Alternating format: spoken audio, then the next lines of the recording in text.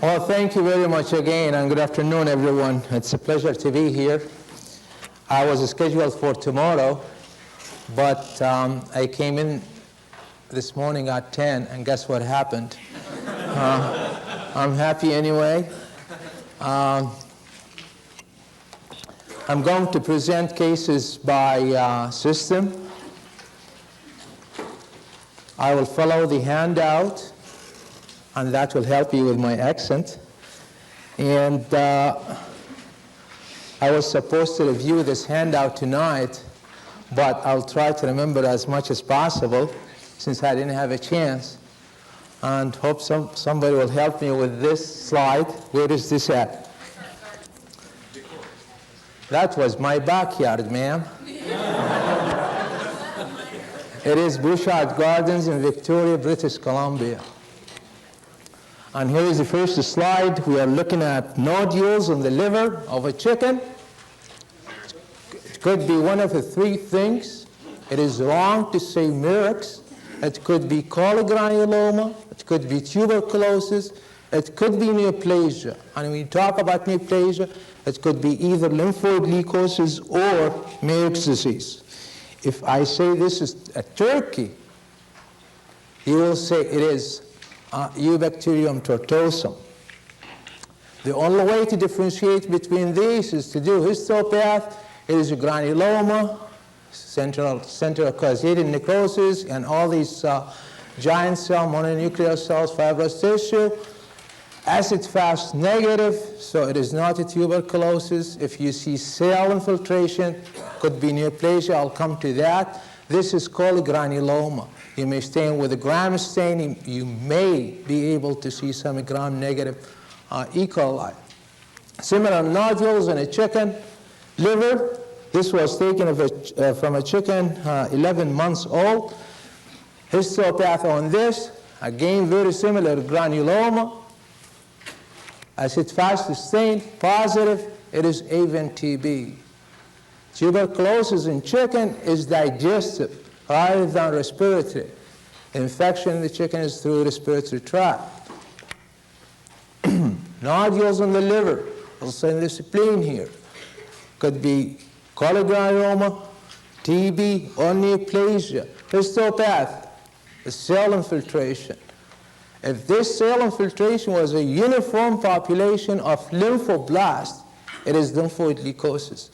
If it is pleomorph cells, it is Murex disease. If I was in the diagnostic lab and tried to find out whether this is Murex disease or lymphoid leukosis, I'll try to look at other organs. I'll come to this in a second. Here is a liver with Murex disease. Looks exactly the same as this one. Very similar to it. You cannot tell them apart. That one was leukosis. This one is Murex disease. You do histopath, desire magnification, similar nodules. They look like chlordaceous in nature. Very similar histopath, except it's pleomorph lymphocytes.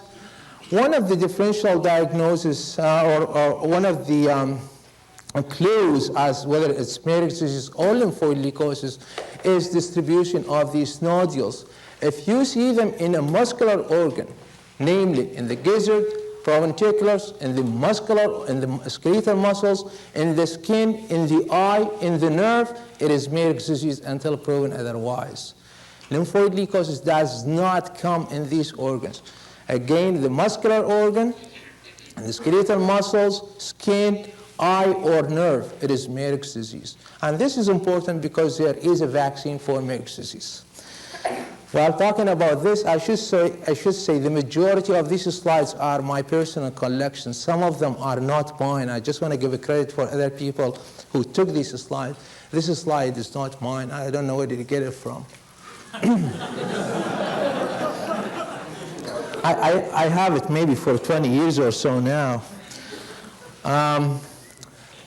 In addition to, I lost this body now. In addition to cholegranuloma or lymphoid leukosis, sometimes you get granulomas that can be caused by other bacteria. An example of these are Staphylococci, Streptococci, Eubacterium tortuosum, Corynebacterium. If this was TB, if this was Turkey, I would say this is the nodules were due to Eubacterium. If I look at this one, these could be Pasteurella, Staph, could be Salmonella, could be E. coli, early stages of cholegranuloma, could be early stage of erysipelas. So you cannot tell very well in the chicken as what these necrotic foci are due to, or these nodules due to, until you do histopath, or at least you do some bacteriology. This is a pathognomonic lesion of histомониasis, or a blackhead.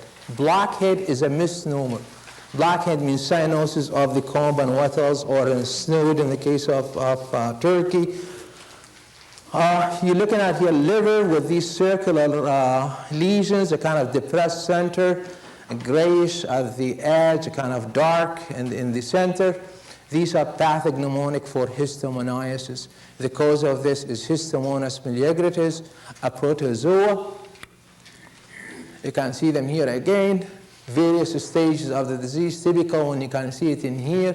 Same thing is in here. It can affect chickens, can affect turkeys, pheasants, except it does not come in the liver in chickens. It's only in turkeys and in game birds. And chickens that will be confined to the ceci only. When you do histopath, you'll see kind of a granuloma and all these empty spaces in here with these parasites in, round bodies. Best seen with PAS stain, and this is PAS. If it was H&E, they will be just faint, pinkish bodies. Broiler chicken, 4 weeks old, enlarged, gross enlarged liver, hemorrhage all over, areas of necrosis. This is what is called inclusion body hepatitis. Inclusion body hepatitis. We used to see this a lot before 1974 or 75, before the production of infectious bursal disease vaccine. Inclusion body hepatitis affect chickens that are immune suppressed, usually infectious bursal disease, or used to be called Gumboro disease. Histologically, this is higher magnetic. Histologically, you'll see areas of necrosis, fatty change, and you'll see these inclusion bodies. These are eosinophilic inclusion bodies, and they usually see them in the latest stages, 3-4 days after infection, and they represent the remnants of the virus, the capsid and capsamules and all that, while these ones represent the virions itself, the virus itself. One way of confirmation is very pathognomonic so far. If you want to confirm it furthermore, you either do virus isolation or you do electron microscopy, and this is adenovirus. It's adenovirus 1, type 1, where you can isolate the virus. So it's different from adenovirus 2, the cause of hemorrhagic enteritis in turkeys, or marble spleen in pheasants, or splenomegaly in chickens.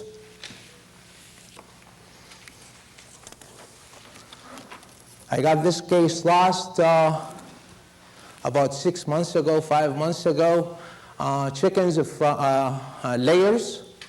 They were about 50 weeks old, 60 weeks old, something like that. And they got these big infarcts and hemorrhage all over. The same thing, early stages here, you can see areas of necrosis and hemorrhage. Infarcts in the liver, that means lesions either in the heart or the blood vessel. This happened to be a case of erysipelas. I didn't find that out until late, and the producer got infected himself and got a swollen finger and went up to his lymph node and a wide red streak all over and went to the hospital and all that. Did histopath on this, and you can see all these areas of infarcts. Not much inflammatory reaction. You can see clusters of bacteria within the blood vessels here. Some inflammation in the blood vessels. Not much going on. This is what we call air saculitis. You see fibrinous exudate covering the heart, the liver, as well as in the abdominal wall here.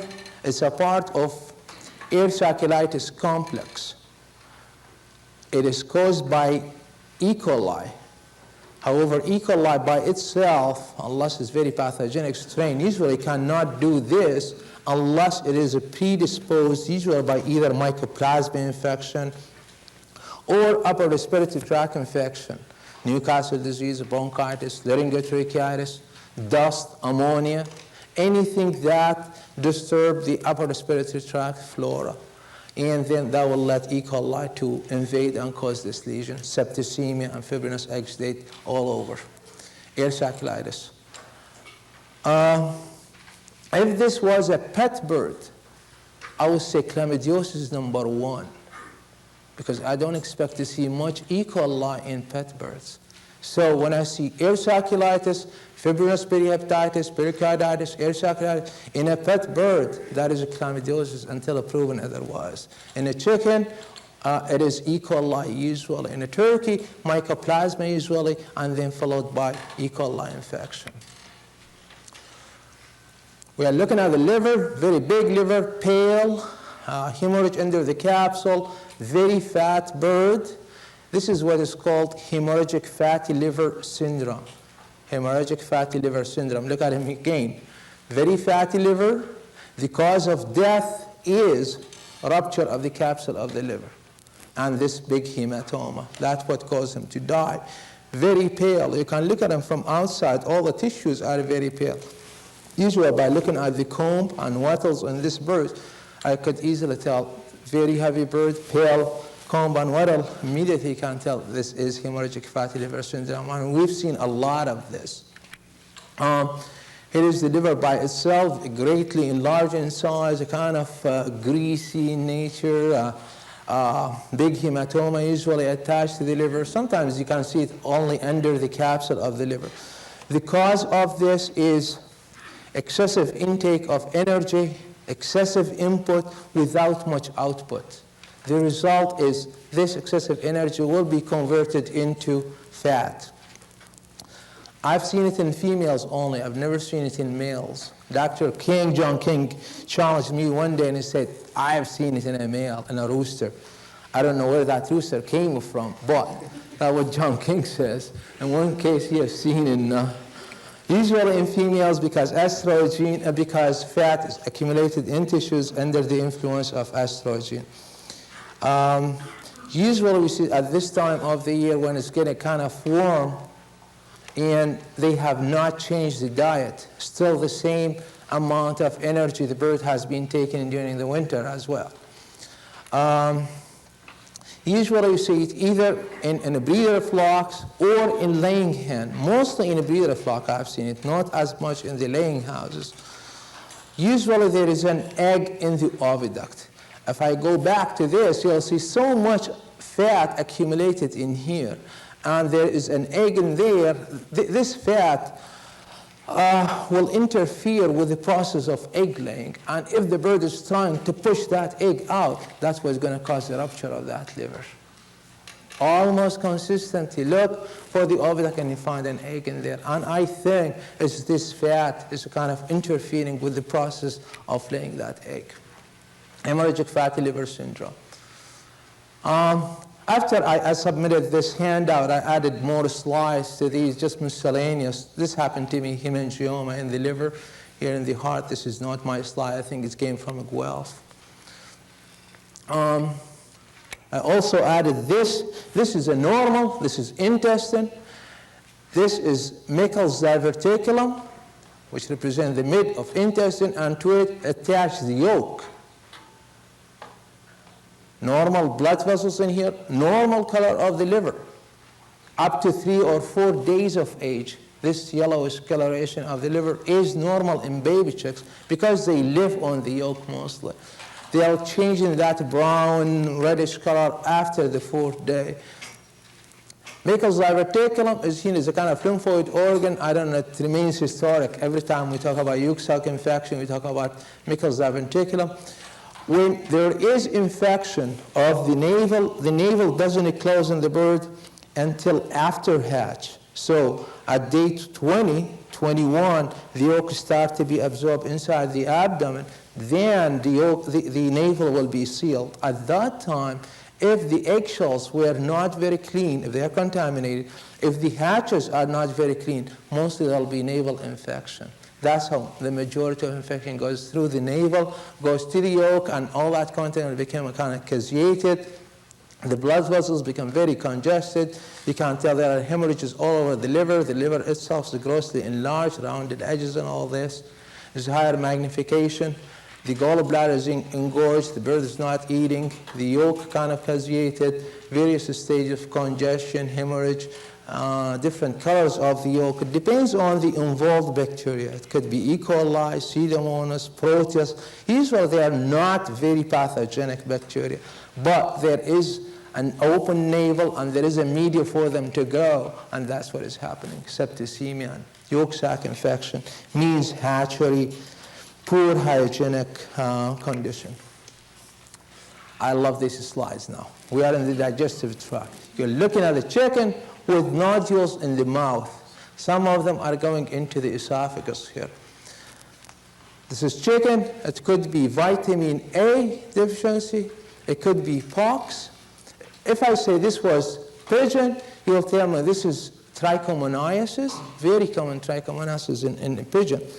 It could be thrush or candidiasis. However, mostly it is more toward the crop rather than in the mouth. So it could be one of these four conditions. We're going to diagnose in the clinic, in the diagnostic lab. These nodules could be removed very easily if it is vitamin A deficiency. You do histopath. Oh my God, look at this. Where would you find a beautiful slide like this unless you come to the AFIP course? I hope Dr. Williams hearing me. You can see this lesion going from the mouth up to the crop and including all the esophagus. This is a case of vitamin A deficiency. Look what happened in the histopath. There's the normal esophagus, here is the esophageal gland, and instead of single layer epithelium, you can see it is squamous metaplasia with all these keratinization. I'll come in another slide to show you what is the pathogenesis of this, how it's converted into this when I come to the respiratory tract. That was vitamin A deficiency. Similar nodules in the mouth, however, some of them happen to be on the skin. Histopath is in the mouth cavity. Look at these. What are these? Inclusion bodies. And there is ballooning of cells. So what are we dealing with here? It is pox, intracytoplasmic, biggest bodies, inclusion bodies, at least in the chicken. They are pox or Bollinger bodies. They kind of round, faint, pink, and they kind of pale center. We're going to see them more. So that was a case of pox. Similar nodules, this is a crop, and here is the esophagus. Similar nodules in the crop you are seeing here. You do histopath on this. Look what we're looking at. It is not vitamin A deficiency, it's candidiasis. The histopath is the clue, is the key to all these cases as how you... This is Candida albicans. Usually we see it in birds that are on either, they put them on copper sulfate or iodine preparation, disinfectants in general, trying to give the birds clean water, supposedly, but what they are doing is disturbing the microflora. Similarly, if they give them antibiotic for a long time, disturbing microflora in the digestive tract, and then these yeast-like fungi will start to proliferate and cause lesion, hyperplasia, and all that. If I look at this lesion and say, this is a chicken, it could be vitamin A, it could be also candidiasis, okay. It could also be capillaria. There is certain kind of species of capillaria that live in the crop. And when you do histopath, you look at them here, cross-section of the parasite as well as of the eggs. However, most of the capillaria will come in the intestine, and I'll show you that later on. We're looking at gizzard and proventriculus. Gizzard, proventriculus. This is a normal one. You can see gross enlargement of the proventriculus in these two. This is called proventricular dilation. Proventricular dilation. Some people call it perpenticular hypertrophy. I think it is wrong because histologically there is no hypertrophy or anything.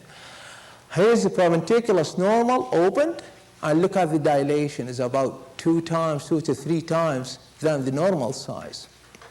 Perpenticular dilation, look at this one now. About 2 to 3 times the normal one. But what also you're looking at, look at the wall of the gizzard. Look how thin is the wall of the gizzard in the affected one versus the normal one. What is happening, or currently what we understand about this, is that this is caused by feeding birds very fine feed with no grits, birds that are not using their gizzard. They are using their perpenticulus and just pass it. The gizzard is not being used, not being exercised to crush or to grind the feed. That's why kind of they go disuse atrophy, and there is backup of feed in the perpenticulus. Perpenticular dilation. Intestine. If I say this is a turkey, you're going to tell me it's hemorrhagic enteritis until proven otherwise. If I say this is a chicken, you're going to tell me it is coccidiosis. Coccidiosis in turkeys don't cause hemorrhage as the case with chickens. This is a turkey, it's hemorrhagic enteritis. Histologically, the whole section of the intestine, you can see the hemorrhage in here, necrosis of the tips of the villi, higher magnification, all that hemorrhage and necrosis. Higher magnification, you can see these. What are these? These are inclusion bodies. This is caused by Adrenovirus 2. Adrenovirus 2, which until 1984, 83, 84, scientists were not able to isolate this virus. What we used to use for vaccine for pheasants or for turkeys with hemorrhagic enteritis, we took the spleen of affected birds, and put in a couple buckets of water and give it to the rest of them as a crude vaccine. In 83 or 84, this virus was isolated in Mycotic disease or lymphoid leukocytes cell line. They just implanted the virus in there and make it replicate. Lymphoid leukocytes does not affect turkeys, so they're using this as a vaccine in turkeys. Intestine. This is almost pathognomonic lesion for necrotic enteritis or necrotizing enteritis. The cause of this is Clostridium perfringens, usually predisposed by a factor, an agent that will cause damage to the intestine. In the majority of cases, it is coccidiosis. Mild coccidial infection causes necrosis to the tips of the intestine, provide an anaerobic condition. Clostridium perfringens start to proliferate and produce toxin. Very settled, very well confirmed. That is the case with this one. So when I make a diagnosis of this one, I look at the same time for oocyst of coccidia, because if I treat with bastration or penicillin for a Clostridia, the coccidiosis is going to continue to cause death. So I have to treat for both of them. This is a higher magnification, just like cracked ground. You know, that's exactly what it looks like. Brain of a chicken. No, not chicken. This is how it looks like histologically. Necrotic enteritis affects just the tips of the villi. It doesn't go deep. It's not like ulcerative enteritis. If I go higher magnification, again, all the tips of the villi, inflammatory cells scattered all over. There is a sharp line of demarcation here. Clusters of bacteria, you can see them in here. You can stain with a gram stain. It is Clostridium perfringens. This one is a quail, and you can see these white lesion. This slide is from a Guelph, University of Guelph. The lesion is coming off out of the serosa. You can see them all up here. This is ulcerative enteritis until proven otherwise. There is no other condition in the quail, pheasant, chicken that will cause ulcers like these except ulcerative enteritis. And the cause of this is Clostridium cholinum. Clostridium cholinum. Can be caused by Clostridium coli by itself, or can be predisposed by unhygienic conditions, stressful situation, or coccidiosis. This is when you open the intestine, you can see ulcers all over. You do histopath on these, and you can see the ulcer went down all the way. It's unlike necrotic enteritis, where only at the tips of the villi. You can see all these clusters of bacteria as well. Spaghetti-like worms, these are the ascarids. If they are in the intestine, they call them Ascaridia galli. If they are in the cecum, the ceci, they are called Heterachus gallini. They don't cause very much damage unless there is large number of them and they kind of interfere with digestion, absorption. They may cause physical obstruction in the intestine. Otherwise, they don't cause very much damage. The larvae may also penetrate the intestinal wall, as you can see here, and cause some damage in here. I see this with cases of cholegranuloma, with E. coli we saw previously. These are where the intestine is damaged by either worms like these or mild coccidiosis will allow E. coli to penetrate, to go through and cause the lesion in the liver. Similarly, what we saw in the histomoniasis in the liver, the lesion, original lesion was in the ceci. And I'll also show you with Heterachus isolans in the pheasants, similar situation. Damage in the intestine, bacterial penetration caused lesion elsewhere. Here we go. If I say this is a chicken, these nodules, they could be cholegranuloma, could be Marek's disease, could be TB, but this is a pheasant. These nodules are due to Heterachus isolans. And when I do histopath on this one, look what you see. Cross-section of the parasite here and bundles of fibroblasts around it. Let me go higher magnificent. Look at that lesion. Like if I close this side here, I'll say this is fibrosarcoma, wouldn't you? Fibrosarcoma caused by parasite. There we go. I haven't seen a paper saying that Heterachus isolans cause fibrosarcoma-like lesion in the ceci of pheasants. There is a big, very, very massive infiltration of fibroblasts. And any comments? You can interrupt any time. You can tell me. But I should say I have a machine gun in my briefcase. These are capillaria. You don't see them normally unless you look for them. You have to kind of sieve the contents of the intestine and look for this one. The indication for their presence, however, is that the intestine is ballooned, filled with watery content, and the bird is very emaciated. They cause devastating damage to the intestine than ascarids grow. And when you do just smear, put it on a slide, look under the microscope, you can all see all these eggs. Paige, what did we say these are? Plugs or what? Bipolar plugs, okay. These are the tapeworm. Again, a whole variety of tapeworm, and they don't cause very much damage unless there is large number of them, just like the ascarids. Here we go. These are the ceci, and you see nodules on them. Again, it could be cholegranuloma. I love these 4 diseases: cholegranuloma, Marek's disease, tuberculosis. This happened to be, could be cholegranuloma, and the only way to know, you do histopath on this, granuloma is there, stain it with acid-fast is negative, PAS is negative, gram stain, you see gram-negative bacteria. Sometimes you see gram-positive, these streptococci and all that. This is part of cholegranuloma. Usually you see it in the cecum and liver, but you can see it in other organs as well. We're talking about the granulomatous enteritis here.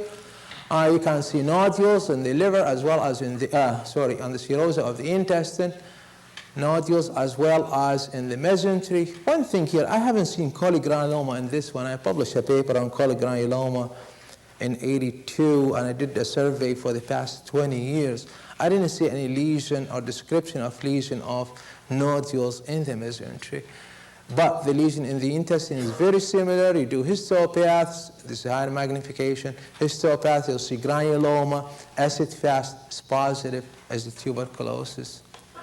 TB in chickens and birds in general can be caused by Mycobacterium avium, Mycobacterium bovis, or Mycobacterium tuberculosis. So if you see a lesion like this, for etiologic diagnosis, all what I could say is mycobacteriosis until you isolate and identify the bacteria, which Mycobacterium species was that. We're still talking about granulomatous enteritis, typhlitis. Here is to the ceci. And you can see the cecal wall is greatly thickened, all that necrotic debris in there. This is a case of, great, it's a case of histomoniasis. If I show you only the ceci, it could be caused by salmonella. In baby chicks, they call them a cecal course. This is typical of Salmonella pyllorum, Salmonella gallinatum. But when it comes in adult bird, usually is due to histomoniasis. There was a paper presented last year in the AVMA talking about spirochetes causing a lesion like this. The thing I also want to mention here is that the cecal worms act as a carrier for Histomonas miliagravis. Cecal worms of chickens act as a carrier for Histomonas. That's why one of the reasons don't mix chickens and turkeys together, because the cecal worms transmit or carry Histomonas miliagravis. It is the ceci by itself, greatly thickened. Cecal were very thickened, filled with all that cecal cord, all necrotic debris. There is a kind of bloody fluid in here. Do histopath, again, this is HNE. This is what I was talking about. You see a big granuloma in here, kind of ulcer going on. You see all this lacunae or empty spaces on these round bodies. If you stain with HNE, you can see them all over here. If you stain with PAS, we'll give it more dark color to it. This is a ceci of chicken. It got to be coccidiosis until proven otherwise. Ceci distended, greatly distended, and filled with blood. You can see a kind of necrotic areas all around here. You open the cecum, you see all that necrotic debris, bloody clot, bloody content. It is coccidiosis in the chicken until proven otherwise. This is Amelia tenella. Amelia tenella. And the way to diagnose, just a smear like this, put on a slide, you look at the oocyst. I'll show you that. This is the this is the intestine, small intestine. It is the gizzard. It is the duodenum, because it is the pancreas here. And then this is the small intestine. It's a kind of balloon, distended, and you can see these red areas, which represent hemorrhage. You also see the white areas, which represent the second stage schizogony. You can see them here, here, here, all these white. The schizones, if you make a smear of that one. You open this, you see intestine like this in a chicken, it is coccidiosis until proven otherwise. If it was a turkey, I would say hemorrhagic enteritis first. You open the intestine, look what you see, all this necrosis and hemorrhage. This is caused by Amelia nicatrix, or Amelia maxima. Both of them have the same site. That's where they are localized. That's when they cause the damage. They go deep down into the epithelium, damage the blood vessel, and that's why they cause so much hemorrhage. To differentiate between them, again a smear, look at the oocyst. With maxima, the oocysts are very big. That's why it's called maxima, from maximum size, okay? If it was Amelia nicatrix, you do not see the oocyst here. You see the oocyst with Amelia nicatrix in the ceci. The cause is that the gametes, macro and microgametes, they don't like the intestine. They like the ceca to unite there and produce the oocyst. So you don't see oocyst in here. Mostly going to see schizones, and the gametogony will be in the ceci. It doesn't make any difference from treatment point of view. Coccidiosis as hemorrhagic enteritis, a morphologic diagnosis. Coccidiosis as etiologic diagnosis. Look at the duodenum, because this is the pancreas, a good indicator, and you see all these white foci, areas of necrosis. They are the second stage schizogony, and you can see them here. This is Amelia acerulina. It could be Amelia precox. You make a smear of this one, you can see the oocysts. Let's look at these oocysts. This is how the oocysts look like. They have a kind of double wall. I sporulate these in potassium dichromate. You can see there are 4 sporocysts, 1, 2, 3, 4. And each sporocyst has 2 sporozoids. Typical oocyst. I think they are the same in all species. They look the same in all species. All oocysts, all Amelia species have 4 sporocysts. Each has 2 sporozoids, contrary to isospora, which is 2. Here is miscellaneous lesions we see in the intestine. Anybody can take a guess? Huh? Could, okay. Any other guess? We're looking at these hemorrhages in here. These are normal. You do histopath on these, and all what you see is a precursor of erythrocytes, of red blood cells. You also see precursor of granulocytes. So that led some people, see the mucosa is normal, except these areas. Okay. And that led the histopath led some people to think that they are extra hemopoietic centers. In addition to the bone marrow, you may see them in the intestine, just like these hemorrhages. You may see them foci. Sometimes you see in the liver, in the heart. These are lymphoid foci. Sometimes you see granulocytes in there. Sometimes when you read paper and you say, oh, we're talking about myocarditis and hepatitis and enteritis and all that, these could be just normal foci of lymphocytes or granulocytes, normal foci of red blood cells, just like these. They call them red spots in the intestine. You open the bird, and here they are. I've seen so many of them. We did work with necrotic enteritis, where we have to open the bird in here, live bird, just a little bit of anesthesia, open the bird, pull out the duodenum, and put infusion of Clostridium perfringens toxin, and we see these hemorrhagic areas in there. So they could be there normally. It's not new to killing the birds or anything. Okay, miscellaneous lesions. Where are we looking at here? Guess. It could be torsion, strangulation of the intestine, because the other part of the body kind of pale as normal intestine. Great. We're looking at here. Intussusception, where these are the 2 ceci, and they kind of invaginated into the other end, the rear end of the intestine.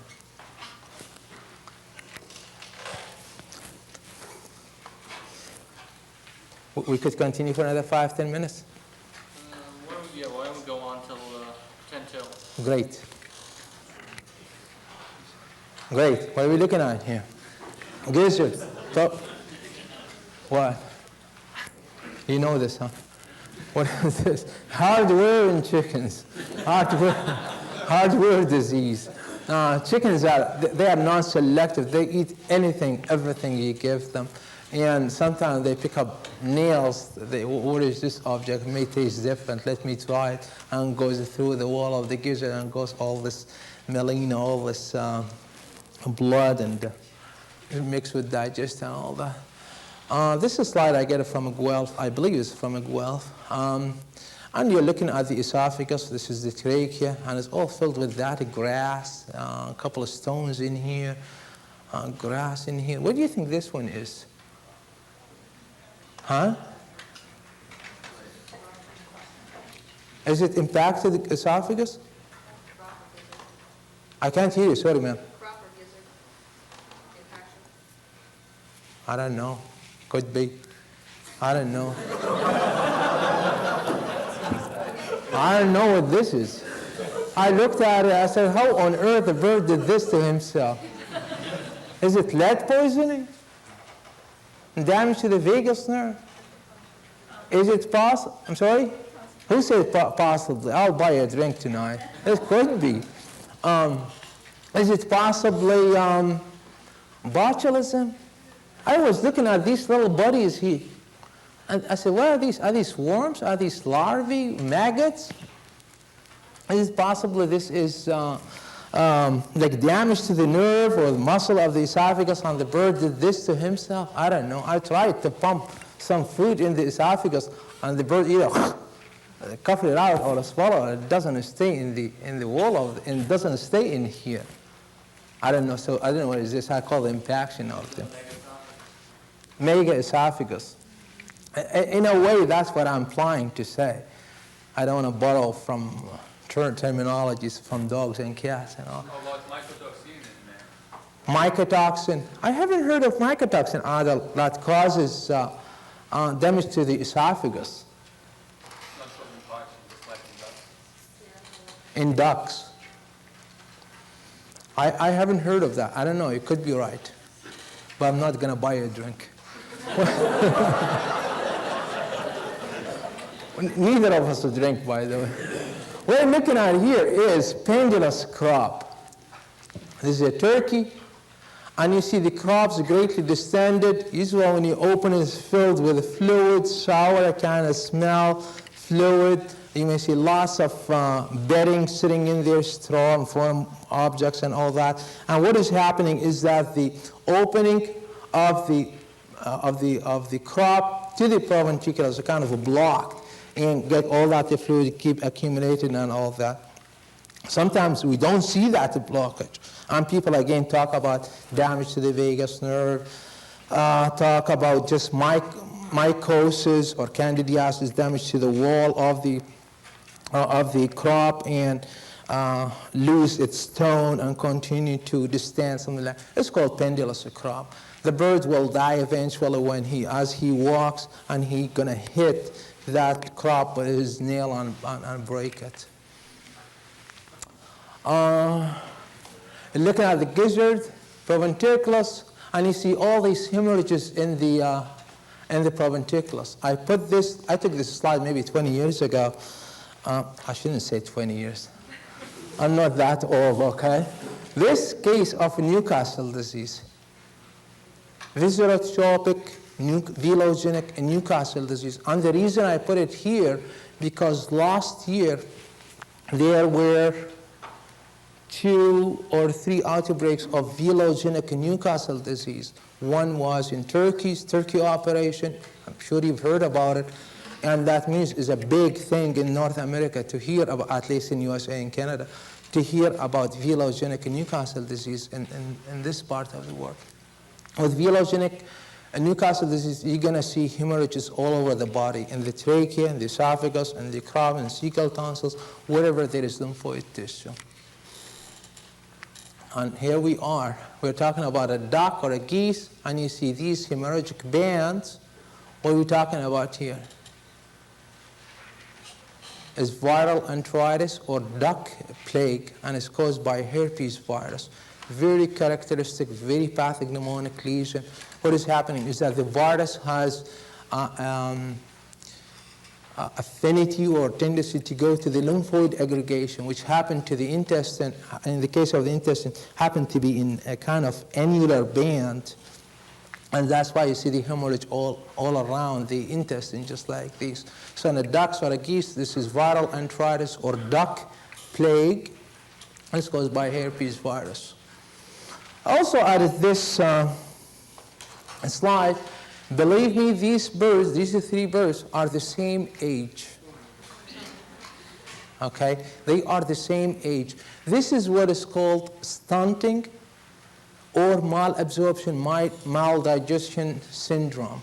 Maldigestion, malabsorption syndrome, or infectious stunting syndrome. Some people call it viral enteritis in chickens. You open the intestine, you may see, this is a normal pancreas. And what you see in these ones, the pancreas is smaller in size than the normal one.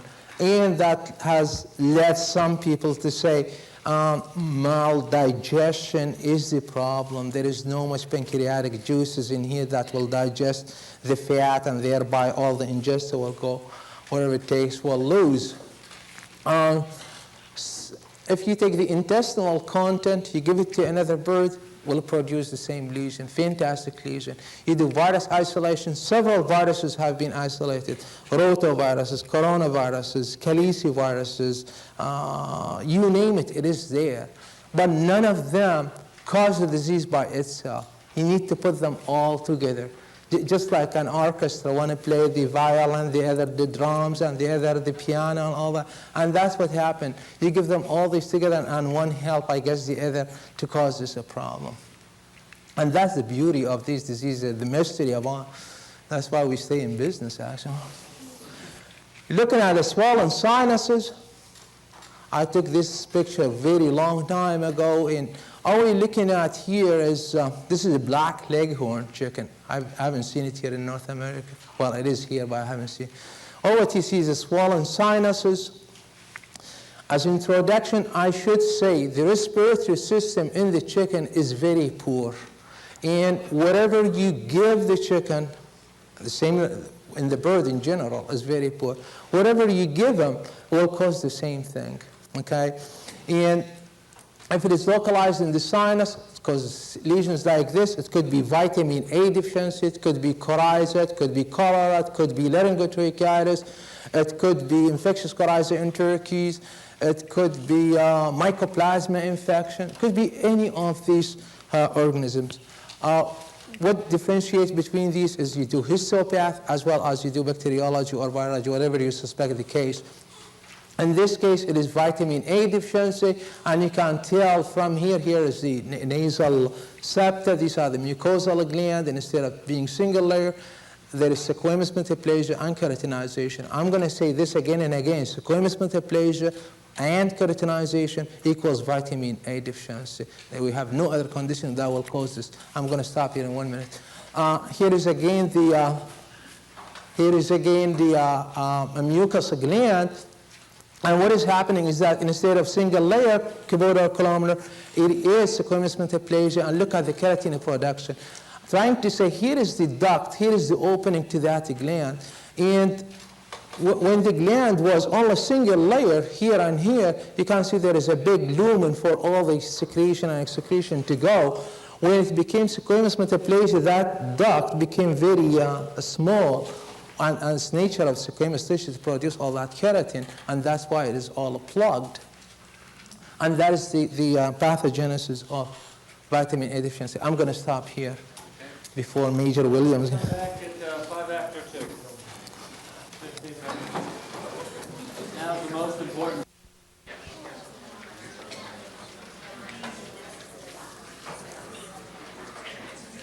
It looks different lighting now, doesn't it? I just backed up to this swelling of the sinus, and as I said before, swelling of the sinus in chicken can be, or in turkeys and birds in general, can be caused by infectious or non-infectious agent. Could be vitamin A deficiency, it could be infectious laryngotracheitis, avian influenza, coryza, cholera, bordetella, cryptosporidia, mycoplasma gallisepticum. All these infections can cause a swollen sinus. This happened to be vitamin A deficiency. Vitamin A deficiency, you're going to see it in multiple systems. Wherever there is simple epithelium, cuboidal columnar epithelium, vitamin A will attack that area. The way to diagnose or differentiate between these swollen sinuses is by bacteriology or virology, whatever you suspect the case to be, as well as histology. This is squamous metaplasia and keratinization is vitamin A deficiency. I talked about the pathogenesis of vitamin A, where the simple epithelium stratified, conversion stratified squamous, block that gland and all the contents stay there. That's why you can easily remove that, because all these nodules that I showed you earlier in the mouth and esophagus going down to the trachea, all what they represent is mucous glands that are ruptured. And that's why you can remove them easily like that, okay? Just like pimples.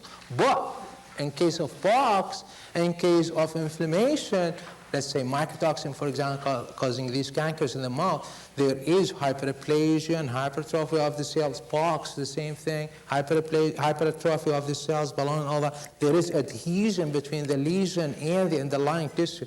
That's why when you remove them, you're going to leave a bleeding surface. But that is not the case with vitamin A. This guy here has a swollen face. What do you think this one is? It is, you've seen this. Oh, I know. You are great. It is a wind buff. Okay. And it's very easy. It's probably hard to tell from the slide, but all what it is subcutaneous emphysema, air accumulated under the skin. That's what wind buff is all about, subcutaneous emphysema. Usually is associated with either puncture to the air sac and started leaking air, like after surgery, capnizing or something like that, or a trauma, or you know the air sacs in the bird goes like attached to the lung and all this, and part of them will go into the bones. That's why the bones in the birds are pneumatic.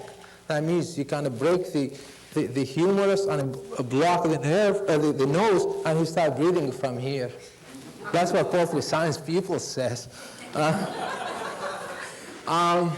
If you break the humerus or the radius, most of the wing bones, part of the vertebrae too, the cranium, the cranial bones, the skull is also pneumatic. You'll see like a kind of sinuses in there, and you see air in there. So the air sacs go invade most of the bones and all. So if there is genetic a problem in penetration of that joint from one bone to the other, there is leakage of fluid here. That's when you start to see the air accumulating under the skin. It's called wind buff. It has no significance at all. You may puncture this and it's good, but a minute later it will be inflated again. It has no significance at all, except on the board exam. Look at this guy, the same thing. Wind buff, subcutaneous emphysema. This is a sinus. This is the infraorbital sinus, supraorbital sinus in a turkey. This is infectious sinusitis until proven otherwise. Infectious sinusitis is caused by Mycoplasma miliaridis. You open this sinus and you see all that exit in there. The way to diagnose it, to confirm it, is take a swab from there, put it on mycoplasma media for mycoplasma isolation. That swollen sinus. I should also say that the histopath in the respiratory system is very similar too, whether it's in the sinus or in the trachea. It started in acute stages. There is loss of cilia, deciliation, disaccumulation of epithelium, necrosis and all that, edema in the laminar propria. And 2-3 days later, you'll see there is influx of cells and hypertrophy and hyperplasia of cells, and you'll see the epithelium is this thick 3-4 days after the infection. And that is whether it's a Newcastle, whether it's a bronchitis, whether it's dust, whether it's ammonia, they'll cause the same thing in the respiratory tract of a bird. What do you see in here? Great. It is a cryptosporidia. Whether this causes anything by itself or not, there is some debate, okay? Probably it's predisposed for secondary bacterial infection, all that. It's a crypto. Looking at swollen sinus in a chicken, again, it could be coryza, it could be cholera, it could be, it's unfair to ask what is etiologic diagnosis in cases like this. You have to isolate in order to say what exactly it is. This happened to be infectious coryza. This one is cholera. Exactly the same thing. Look at this. No, it's all swollen sinus, period. That was coryza, this is cholera. This is cholera. I got this about 8 months ago or so in a breeder flock. Same here. Swollen sinus is both the infraorbital sinus and the supraorbital sinus. All tissue around the eye is swollen, edema and all that. Look at it here. It's a case of cholera. You open this and you see all that cases exudate in there. Pasteurella is a kind of fuzzy organism. You need to look for it, otherwise you will miss it. This case, again, there is a swollen face and all this, but this happened to be laryngotracheitis. Laryngotracheitis, which is caused by herpes virus. And I got like, this guy vaccinated for laryngotracheitis. He also vaccinated for mycoplasma. And about a week after he moved the bird from the growing house to the laying house, he started to hear these snickers, these respiratory noises, okay? And when I went to there, I saw all these runny eyes, swollen face, and all that. I have a kind of theory. I said, I don't like this mixture of both mycoplasma and herpes laryngotracheitis vaccines together, and that's possibly what is happening. Put them on tetracycline to suppress the mycoplasma and see what happens. 2-3 days after you put them on tetracycline, the mortality goes down, the lesion disappears. It's, I believe, synergism between the mycoplasma and the herpes virus. I talked to several people about this. They agree about me. I haven't published this yet. We're still in the respiratory system. You open the trachea, you see caseous material in there. This is in baby chicks. This is infectious bronchitis. Same thing here, and you can see this is the trachea. Is one bronchus. Here's another one. Here is the bifurcation of the trachea, or it's called lower syrinx, and that's where the caseous material, when they accumulate in there, they're going to cause death of the bird because of suffocation. You do histopath, acute lesion, as I said, you can see all this edema, greater swollen mucosa, the cilia start to disappear, cells are being necrotic and desquamated and all this. Edema, acute, this was 12 hours after IB infection, infectious bronchitis virus, was coronavirus.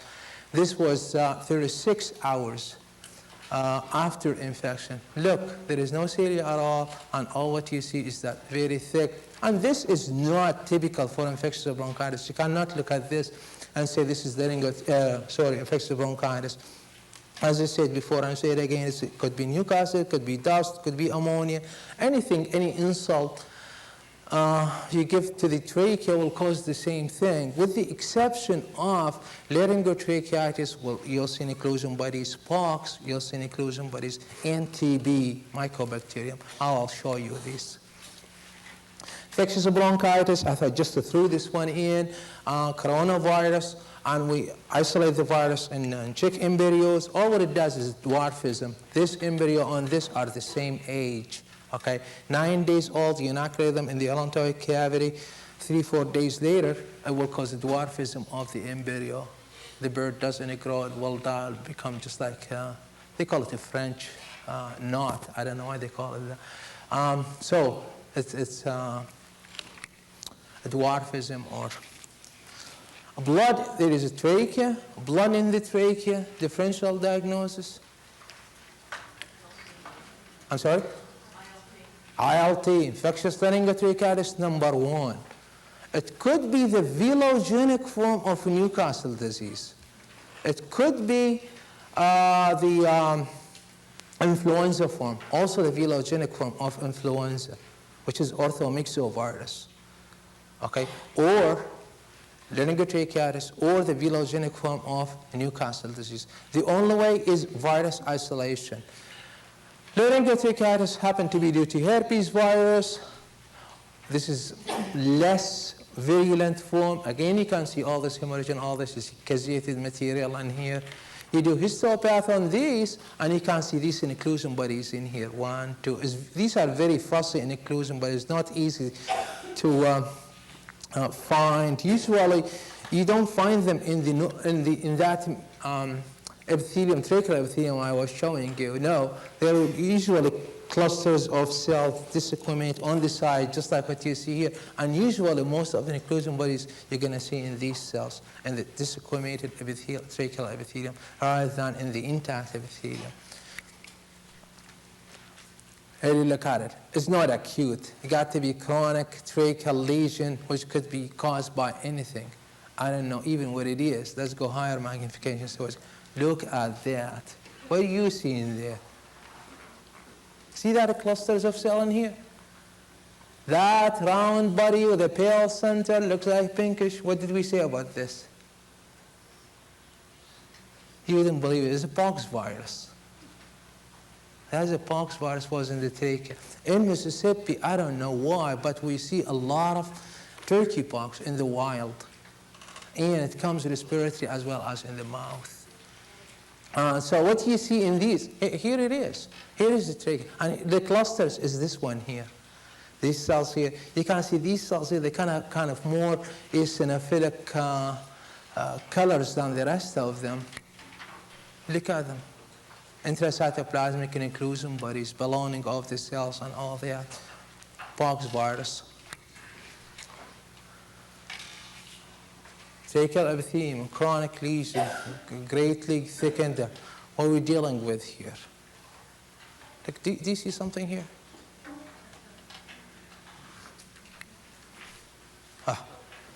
What is that?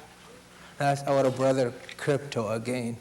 Whether crypto by itself is causing this lesion or it's just secondary insult, something else is causing this, is still some people saying. Those who love crypto, they'll say it is cryptosporidia. Those who I'm not very sure, it may be caused by secondary bacterial infection. Here is again chronic lesion, but this is again a bit different. Look at this area here. There's a kind of a granuloma going on in here. Another one, there is ulcer in here, and look at that. There's a granuloma in there. All these giant cells, anti-hyphen necrosis, cell infiltration, all this. Look at him here again, just higher magnification. Granuloma, the ulcer was here. Tracheal epithelium with the granuloma, it's either Synghammus trachea that will cause the granuloma or TB. One of these two, we didn't see it. Look at it when I stained with acid-fast. All these acid-fast organisms, so it's tuberculosis. TB in the chicken is mostly digestive rather than respiratory. It's unlike mammalian, other mammals, other species, the human and all that.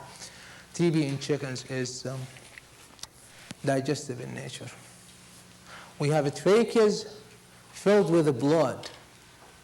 What is the diagnosis? Where is that lady again? It could be laryngotracheitis. If I say this is a game bird, laryngotracheitis come in the chickens only. Pheasants can be carrier, okay?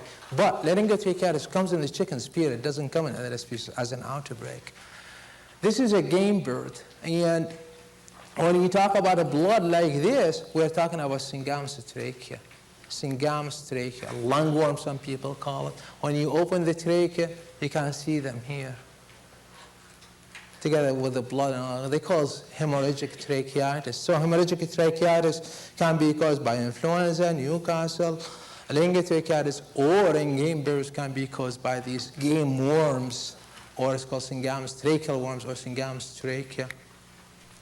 Here is a case where you can see, here is the worm, here is the female, and here is the male, the little one. And they are always associated, they are always in copulation, and that's why they make the Y shape, because of the male is short, the female is longer. That slide, that trachea was submitted to us as tracheal like biopsy, came from a veterinarian who deals with large animals mostly, and it was from a pheasant or a quail. Either pheasant or quail, forgot, and he said, please check for laryngotracheitis. And when I did histopath, look what I saw. All these cross sections of the parasite in there. And immediately can tell, well, to start with, this laryngotracheitis doesn't come in these species, so it got to be tracheal worm. Again, we are having here is fibrinous exudate on the liver, on the heart, here on the abdominal air sacs, and this is part of air sac cheilitis, pericarditis, hepatitis, which is perihepatitis, which is caused by E. coli, secondary to mycoplasma or viral infections, or live vaccines. Live viral vaccines will also cause some damage to the tracheal epithelium and let E. coli goes through. It is a lung of a turkey, and you can see fibrinous pleural pneumonia. In a turkey, this is characteristic of fowl cholera, Pasteurella maltosida, Pasteurella maltosida. There is more lesion of that same thing, fibrinous pleuropneumonia in a turkey with dark red lungs. It's caused by Pasteurella. Otherwise, it's not a pathognomonic pneumonic lesion. You have to isolate the bacteria from respiratory tract in order to say what is this. You can see nodules in this lung. These nodules, if it was a pheasant or a quail, could be caused by synghamous trachea. In other birds, could be caused by mycotic lesion, aspergillosis, something like this. Or they can be caused by TB. In this case, happened to be tuberculosis mycobacterium. Although it's very rare, but still it happens. The odd happens, can occur. This case in the lung here, and you can see this kind of abscess or granuloma. You can see also necrotic lesions in the kidneys. This was in a pigeon, and it was salmonella. I got this when I was in Alberta. It was salmonella infection. So lung granuloma, especially in baby chicks, can be caused by Salmonella pyllorum, Salmonella gallinarum, or paratyphoid organisms. All salmonella can cause this damage. This happened to be Salmonella paratyphi, which localized in the lung as well as in the kidneys. You're looking at air sacs, thoracic air sacs, and you can see these kind of cartilaginous, circular, depressed center, kind of raised edges. You can see them here too. These are aspergillosis, Aspergillus fumigatus. You can see them in the lung here, just like nodules, cartilaginous in texture and all that. Higher magnification here. You do histopath on these, and you can see all the hyphae, all branching and septated. The branching is about 30 to 40 degrees. It's kind of important to know this to differentiate it from dactyluria. Dactyluria, you'll see it. You can see the wall in this one, a kind of parallel. They run parallel all the way. Okay, in all directions they are parallel, the walls. With dactyluria, it will go wide and then narrow and wide and all that. In addition, dactyluria is not septated like this one. So this is aspergillosis. If you are not very sure whether is this aspergillus or dactyluria, just say for etiologic diagnosis, mycotic infection, okay, mycotic pneumonia. That will do. That was with PAS. This is with a glucose stain. Looks a black in this one versus a blue in the previous one. We are looking at, what are we looking at? Ascites or water belly. A very common problem in chickens, in broiler chickens. Very common problem. And the main reason for this one is this right heart failure, right heart dilation. And the principal change in here is pulmonary hypertension. Pulmonary hypertension. When the birds are growing fast, that means it needs more oxygen, and that means the heart is working faster. And when that happens, more blood going into the lung, and the right heart side is not meant to be for push against the pressure, and that's when it's going to go into dilation. The same principle with other animals. There are so many papers in avian diseases recently came about this condition. Dr. Julian from University of Guelph is working really hard on this. The latest theory I heard about this is there is a blockage in the blood capillaries in the lung, and when there is that blockage of the capillaries, the blood cannot go any further, and that's why there is buildup of pulmonary hypertension. Why is this a blockage of the capillary? Is not due to pulmonary pathology rather than due to the red blood cells they lose deformability. In other words, the red blood cells cannot go between these capillaries like that. Instead, it's going to go and stuck in this branching of the capillary stuck, cannot deform and pair. It's going to stuck there, and that's why it's going to cause backup of blood behind it and result in pulmonary hypertension. They have proved that mechanically too. They have done that experiment, whether that's going to fly or not. Okay. What is this bone here? Tibia. Why it is tibia? Because of that secondary center of ossification. Secondary center of ossification, here is tibia. Let me spend a minute on this one. What we see here is the growth plate.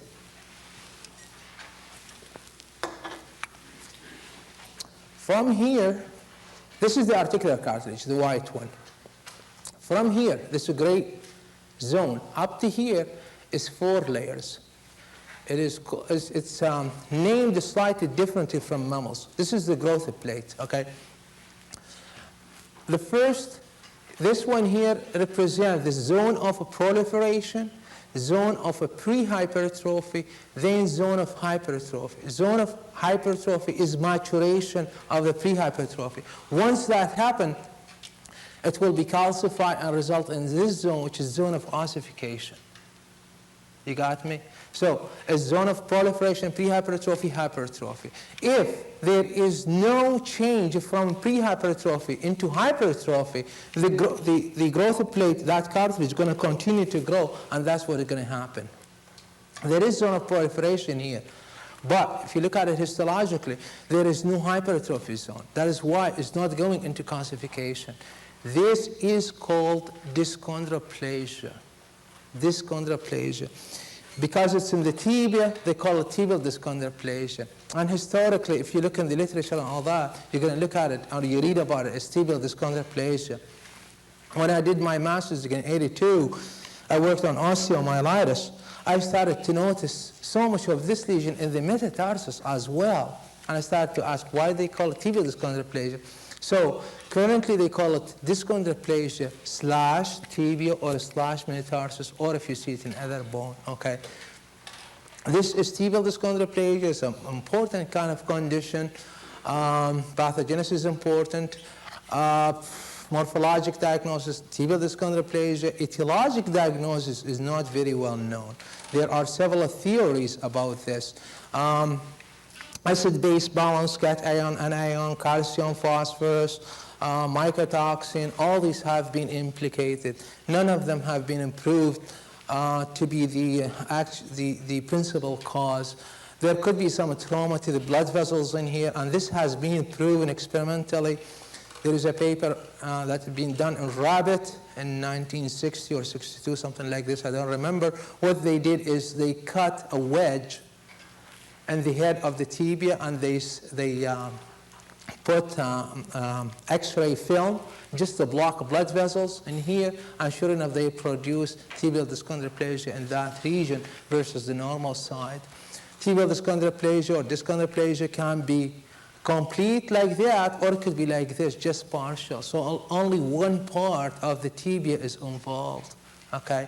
Here is normal, the growth plate and the zone of ossification is going normal, but here is affected. So that has led some people to think it could be vascular in nature. There is a trauma to that part of the vessel versus this one where the entire thing is affected.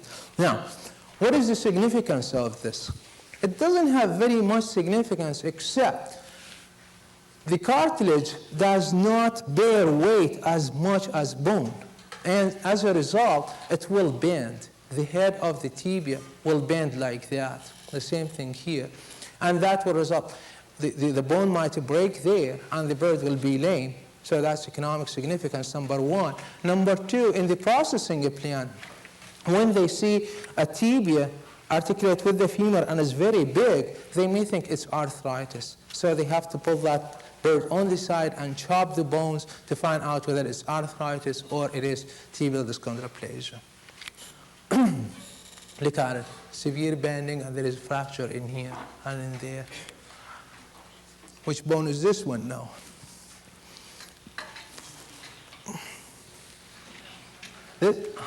This is the metatarsus, yes. And you can see the same lesion in here. Again, complete dyschondroplasia, or it could be partial, as it is here. Dyschondroplasia. Birds unable to walk. These are turkeys. You can see the snoot in here. It could be arthritis, or it could be rickets. And it's very easy to differentiate between the two. Just try to check the strength of the bone. Another turkey, unable to stand. Ducks, the same lesion. Also in all animals, the same thing possibly. They are unable to stand. When you do necropsy, you'll find that the keel bone is kind of deviated.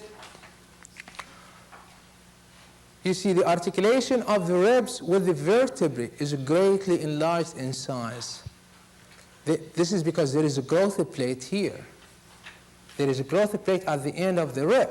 And because there is no zone of ossification, the cartilage is continuing to grow. And when that happens, it will result in cartilage nodule like this. They call it beading character as well. Look at it here. You also notice that the ribs are deformed. Okay, and in some cases, what we hear from the owner, he said, I have respiratory problem. This is because the lungs are squeezed between these ribs, and the bird is trying to inhale air. That's why it's not a respiratory tract infection, rather than the bones are affected. And greatly swollen or enlarged ribs at articulation with the vertebrae. I call it rickets, and it's due to vitamin D deficiency, which is vitamin D3. It's not D2, the one used in large animals, pigs or cows, or okay. It's D3. It's more active than D2. Absorption is different from D3. Okay, it's just one extra hydroxylation. That's how it goes. D2 is 125 dihydroxy, whatever it's called, and then in the kidney will go one further step to make it to the D3. In the adult bird, I call it osteoporosis. It's the same thing, calcium phosphorus imbalance or D3 problem, okay? Except in the young chick, we call it rickets. In the adult birds, we call it osteoporosis. And what you're going to see in here, you can see a kind of a greenish coloration, and that's due to fracture of these bones. Okay, there is a bleeding and all that. You can also notice the beading character here. In the chicken, let me see the next slide. No. In the chicken, the ribs have two parts. Part attached to the keel bone, and part attached to the vertebrae, and they get together here. And there is a growth plate at each end.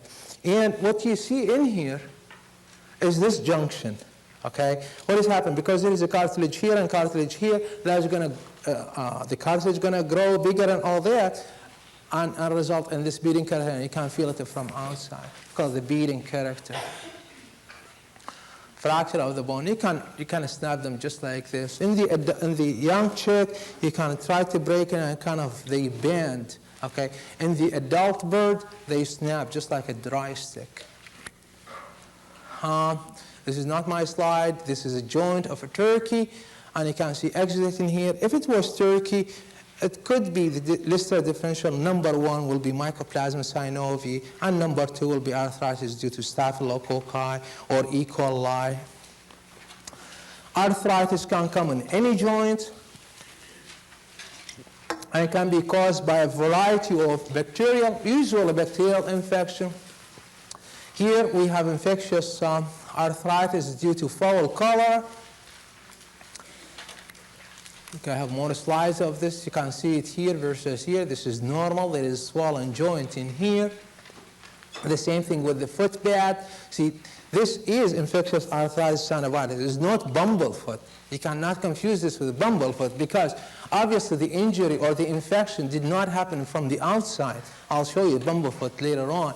The infection here came as systemic infection and localized there. This is in the joints, infectious arthritis. You open that joint and see all that fluid in there. Cases exudate. make a swab of this for bacteriology. This one here, this is chicken, hog joint. You can see a kind of a swelling above the hog joint. There is a kind of redness, hemorrhage in that area. I opened the skin, look what I found. The tendon is ruptured. This is called the gastrocnemius tendon or the leg tendon. Let me have a look, another look at it. Look at it. Hemorrhage all coming subcutaneous and all that due to rupture of this tendon. This is caused by reovirus infection. And it's called viral arthritis. This is the only viral arthritis that we know of, viral arthritis in chickens. Here is a normal leg and a chicken, like a broiler chicken. They were 6 or 7 weeks old, something like this. And you can see a swollen joint in here, as well as swollen tissue above the hog joint. When you open this, it's all filled with that whitish, thick mucus fluid. And chickens, in the majority of cases, it's arthritis is caused by staphylococci. Number 2, E. coli. And then will come other bacteria like miscellaneous bacteria. But these are the major causes of arthritis, osteomyelitis. Usually, arthritis is associated with osteomyelitis. And the bone that is most commonly affected is the tibia. You can see area of necrosis in here, usually in the area of the growth plate. This is young bird, obviously, because the growth plate is still growing. You can see him here. The growth plate will close in the chicken about 20 weeks of age, and in the turkey, 24. This is important sometimes because if you see osteomyelitis, an older bird is different pathogenesis from a younger bird, and thereby the etiology is different, namely tuberculosis, virus staph aureus. I'll come to this in a minute. You can see again tibia in here, all this area of necrosis. This is osteomyelitis. This bone is the femur. And what happened here is when you try to disarticulate the hip joint, the femur from the acetabulum, the bone will break here at the neck. This is because infection is going, you can see the infection here. Okay, all necrotic bone, you can see it there too. Let me see the histo.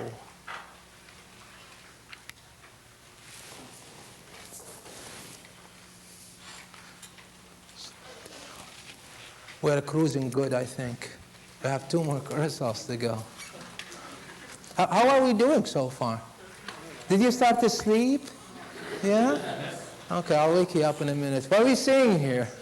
Here is the growth plate of the previous slide I was just showing you.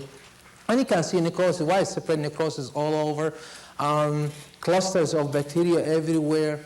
And this is a staph, like higher magnification. Probably I have it. Yeah, that was the acute one. This is the chronic form where you can see a granuloma and mononuclear cells, central area of necrosis, giant cells, mononuclear cells, clusters of bacteria and all that.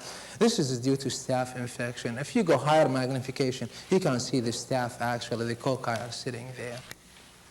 Usually confirmation is by isolation. Is this young or adult bird? It is adult bird. Do you want to see the difference? The growth plate is closed. It's not there any longer. Okay? Do you want me to go back to the previous slide? Yeah, okay, great. Huh? Oh, he's not going to hate me, hope. Can we go to the carousel? Thank you, sir. Where is this guy came from? Huh?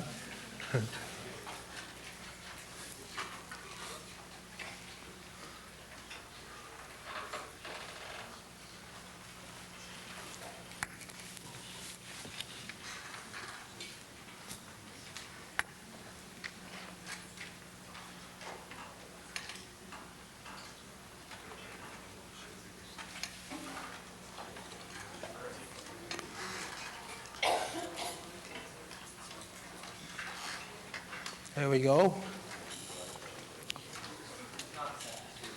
Growth plate. You can see the cartilage in here. That zone in here. That zone of like the zone of proliferation, all this, and the white one is the zone of ossification. This one will disappear in the mature bird, and all the bone will look like this. Let's go to carousel number 3, please. Thank you. Oh God, I'm in a dangerous area around here. I shouldn't be. Could you just show that carousel again? Oh, it's too late. Yeah, they're too fast for me.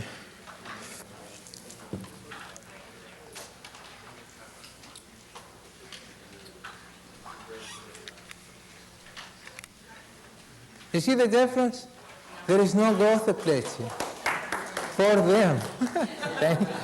Thank you. That's a mature bird. There is no growth plate. And number 2, what you see here is that these nodules are not confined to the growth plate region. They are here as well. And that means this is TB until proven otherwise. Osteomyelitis due to staph, E. coli, Pasteurella coriae does not come in the rest of the bone. They come only in the growth plate region. And so obviously they got to be a young bird. It does not come in mature bird because the growth plate is closed. And when it's closed, it's not going to allow staph and E. coli infection. Blood circulation through the growth plate is important in the pathogenesis of that one. And here, it can come through any blood vessel and start causing granuloma anywhere in the growth in the bone. This is also osteomyelitis, but it is due to TB. There's a big difference between the two. What is this one now? Huh? Gout. Yeah. Okay. It's articular gout. And articular gout can be caused by either defect in the renal tubule secretion due to genetic problem, or due to secondary to renal problem when you feed too much protein. There is renal tumor, there is a blockage to the cloaca, and the ureters cannot empty. So articular gout is either, it's been used, this is used at Cornell. This breed of chickens have a problem with tubular secretion, and it's been used as a model for human gout. Articular gout in older people. I have it too, but I'm not old. You can see them here again, higher magnification of that joint. Now, what we see here, the shaft of the bone, the aphyses is greatly widened, and the bone marrow here is obliterated, is plugged with all that bone growth. This is called osteopetrosis. Osteopetrosis. Don't confuse osteoporosis with osteopetrosis. Osteoporosis means rickets, calcium, phosphorus, vitamin D3 problem, that's all. Osteopetrosis is a proliferation of the bone. It's caused by retrovirus. Just like lymphoid leukosis and all that, this is one type of retrovirus, RPL12, which like to go to the bone and cause proliferation. So there is osteoblast proliferation. Is again, unlike mammals, there is no problem with osteoclast. In mammals, there is osteoclast problem, and that is why the osteoblasts, they started playing on their own and proliferating all that. Here, the osteoclasts are normal. It's called osteoporosis. You can see it here in the metatarsus. Usually, you don't see it in the, you don't see these lesions until you kill the bird and eat him and all that, and here is the bone in your hand. Oh my God, look at this bone, how big it is. It doesn't cause anything in a human, no risk, no nothing. Now, I think this is miscellaneous. I didn't put that in the, what is this? Huh? Who said that? One says Saskatchewan, poor Saskatchewan. This is not a frostbite. I want that mistake to learn from it. If you look, this toe is okay, this toe is okay, this one here and here, here and here. Only the middle two toes are clipped. It's called toe clipping, okay? It's very common practice in turkeys, okay? I don't want to mention the professor who said this was frostbite too, okay? They do this, he's at Cornell, I love him. Okay. Don't ever say that. Okay. This is very common practice in turkeys, and what they do is clip the 2 middle or the 3, sometimes, and this one, the third one is also clipped. In turkeys, in roosters only in the toms, because the male, that's how they jump on the female, and when they get down during copulation, they slash the back of the female. So they cut their toes, so we didn't cut the back, okay? So just to avoid traumatic injury to the skin.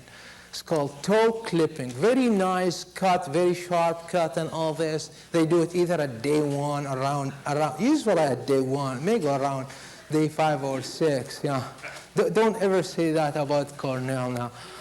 Don't push me into trouble. This one, what do we call this? We learn from mistakes. And when, oh yeah, he told me and I said this, but it's not. And that's the way imprinted in here. What do we call this? Huh? Kinky back. Great. Who said that? Ooh, I'm buying you a drink. I mean, you are buying me a drink. This is called a kinky back or spondylolisthesis. Spondylolisthesis. The joints in the chicken, this is the only one that is synovial joint in the vertebrae. All of them are kind of fused joints. You see it? But T5, 6 is a kind of synovial, okay? And imagine the bird goes like this with synovial joint in here. The exact pathogenesis is not known. And what they say is that, okay, first what you're seeing is that the joint, the vertebrae itself is a kind of tilted, okay? And when that tilt starts to pinch on the spinal cord, and that's why the bird goes wild on his back, okay? Goes lame on his back. What is happening? Exact pathogenesis is not known. Probably is due to heavy weight. And when there is heavy weight, the back of the bird will go kind of curve like this, and the joint will tilt and pinch on the spinal cord. But it's not confirmed that way. What we see here, and instead of ventral tilting of the joint, here it is lateral, and we call it scoliosis. Scoliosis, where there is lateral deviation of the vertebrae. One side going that way, one side is going this way. There's no, you can't tell the distance between the two ribs. Here on this side is very narrow, it's very wide on this side because they went that way. The bird is happy and all that until it started, the nerve really pinched bad, and it will go paralysis on the rear end. You'll see the toes deviated to the outside, okay? What do you think this one? Make a mistake, I want you. Say it. Huh? Curved toe paralysis. Is that what you said? No, it is not. I want you to say that. I'm buying you a drink. How many drinks I'm buying tonight? All right. What you see here is lateral deviation of the toes. It is not ventral. And there is a big difference. Listen, you are talking to broiler producers here. And every penny, a fraction of a penny will make a lot of difference. Every week they kill about 2 million chickens. And if you tell him this is curly toe paralysis, that means riboflavin deficiency, put B2 in the diet, you're going to cost him about $800, $1,000 a week to feed him that B2, which is not. This one is lateral deviation, is not ventral deviation of the, I'll show you riboflavin later on and come to the nervous system. There is lateral deviation, the exact pathogenesis is not known. There is a paper I just read lately, it sounds logic. It says there is a shortening of the tendons, and when there is shortening of tendons, that will pull that toe to the side. Okay, so the exact pathogenesis is not known. We used to see it a lot when we used to have the wire flooring. The wire flooring, the birds are not very comfortable and the toes will go like that. It's lateral deviation of the toe, not ventral. What is this one? Bumblefoot. Let's go quick. You open it and you see all that abscess in there. It's mostly due to staph, and it's obviously infection from outside. Unlike the previous one, arthritis, where we didn't see any injury, so it was. Could we go back to that slide? No, okay. Now, what we see here, What do you see here?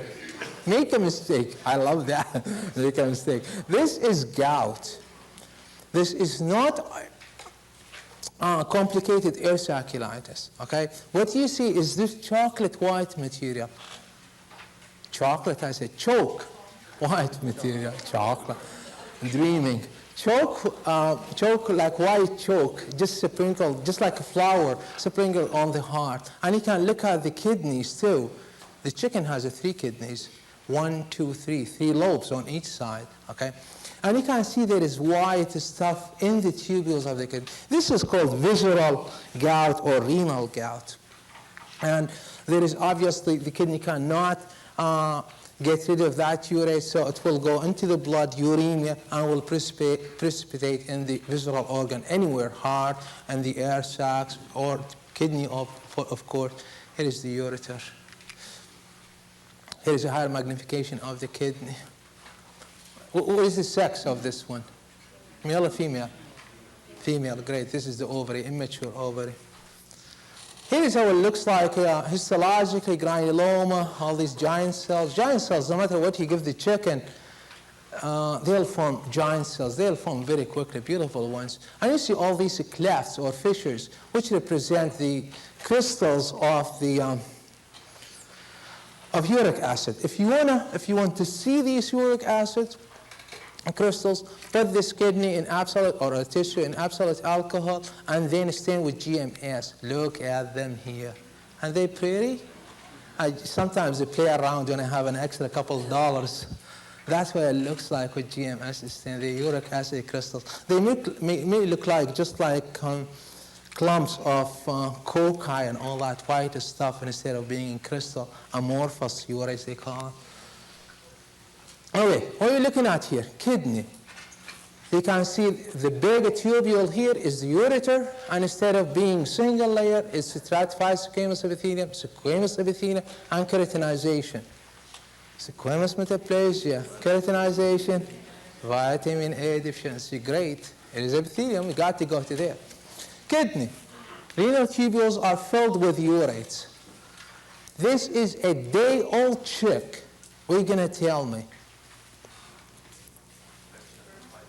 Great. It is. That's infection. That was on the somewhere last year. Infectious nephritis. It's caused by picornavirus. Picornavirus. Okay?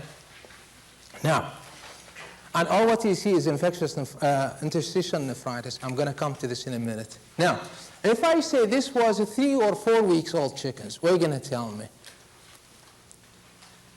Picornavirus or infectious nephritis comes very commonly in day old, 2, 3 days old, and then we don't see it after that. If it's older birds like this one, 3, 4 weeks old, it's infectious bronchitis. The nephrotic type, infectious bronchitis, although the name is bronchitis, but some strains of the virus, they love to go to the kidney. Example, the Holt and the Gray strain, the Australian T strain, they like to go to the kidney and cause interstitial nephritis. You do histology and you look, there is damage to the tubules and heterophil infiltration between the tubules, edema and all that, interstitial nephritis.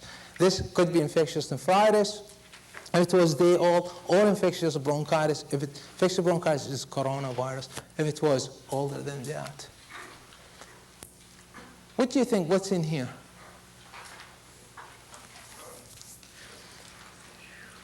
This is a kidney underneath him. And, and a cystic structure in the kidney like this, it's called infectious nephroma or nephroblastoma. Okay, you open it, it just like slashes and cysts filled with the fluid and all that.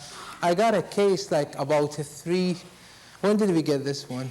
Just before Christmas, okay? And I got this was a rooster from Poultry Science and has a big cyst in here and all this tissue, and they said, what are we looking at? I said, I don't know, it's a cyst, a big cyst. This one, these look like urates. So this could be a kidney tissue, okay? But we didn't think of infectious, nephroblastoma at that time until we did histopath, and you see all these keratin pearls and all that. It can vary in all this tissue, like kidney tissue, renal tissue. It can vary in structure depending whether it's affect the tubular epithelium or the interstitial tissue. So it can vary from benign to malignant tumor to adenocarcinoma. What we're looking at here, 1, 2, 3, 1, 2, 3, a female young chicken. It's a lymphoid leukosis. Can be Merck's disease or lymphoid leukosis. Greatly enlarged kidney tubules. When you do histopath on them, you'll see these cells, okay? Large and small. Obviously, there is large cell, immature cells, lymphoblasts. This is lymphoid leukosis. If they were a mixture of cells, I would have said is Merck's disease. This is lymphomatosis or lymphosarcoma. It can be diffuse, as you see it here, just a gross enlargement of the renal tubules, or it can be nodular, just like what you see here. On each nodule of these represent clumps of bacteria, as we can see here. Okay, we're going to stop here. What did you say? I'm sorry, sir. 5 more minutes. Oh, 5 more minutes. Okay, I had different clock watch. What do you see in here?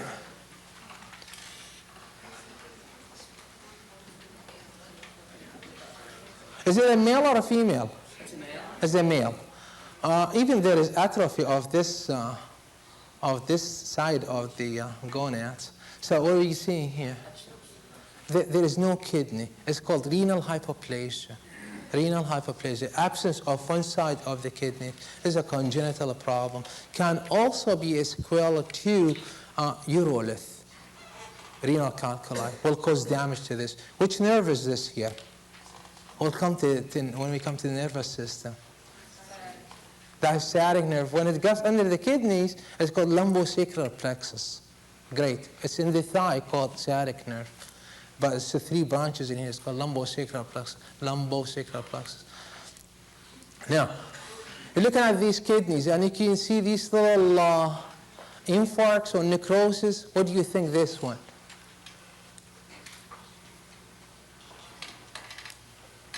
It could be erysipelas, or it could be salmonella. We've seen this one before. That's the salmonella necrotic areas in the kidney, paratyphoid infection. Very rare to come in the kidney. Now, I don't have this in the handout. This kidney was taken from a geese, from a goose, from a geese. You understand what I'm talking about. Now, what do you see in here? Huh? Okay, which one? Great, that's good. It's Amelia Trunkata. Are you looking for a position? Name and pathology. All right. It's Amelia Trunkata.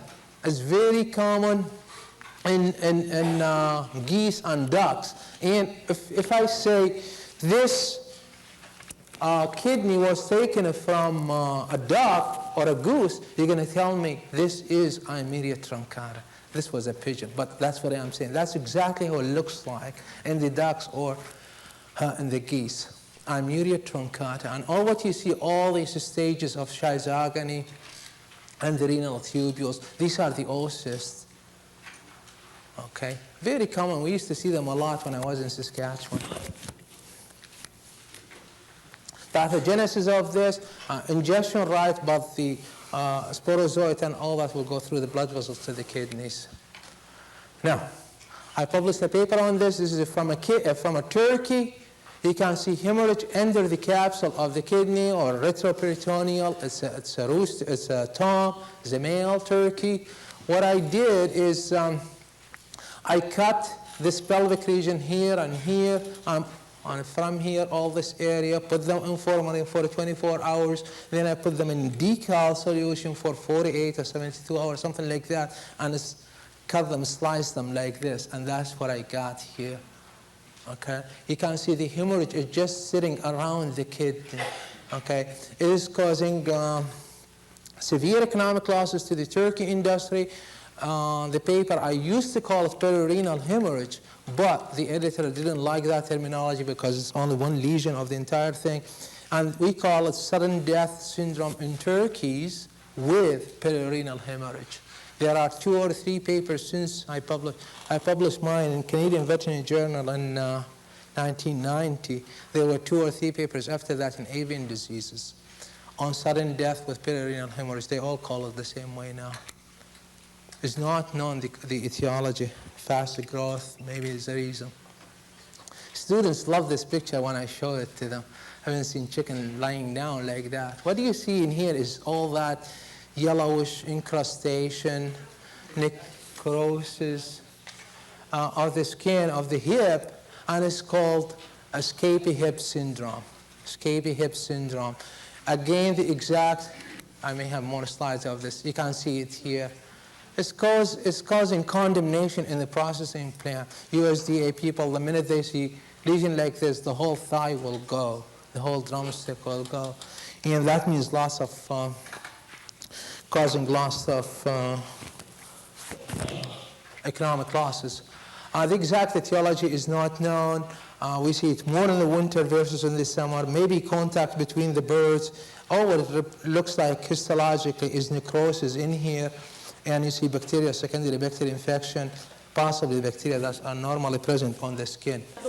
Yes, it is xanthomatosis or xanthoma. We don't see it very much any longer.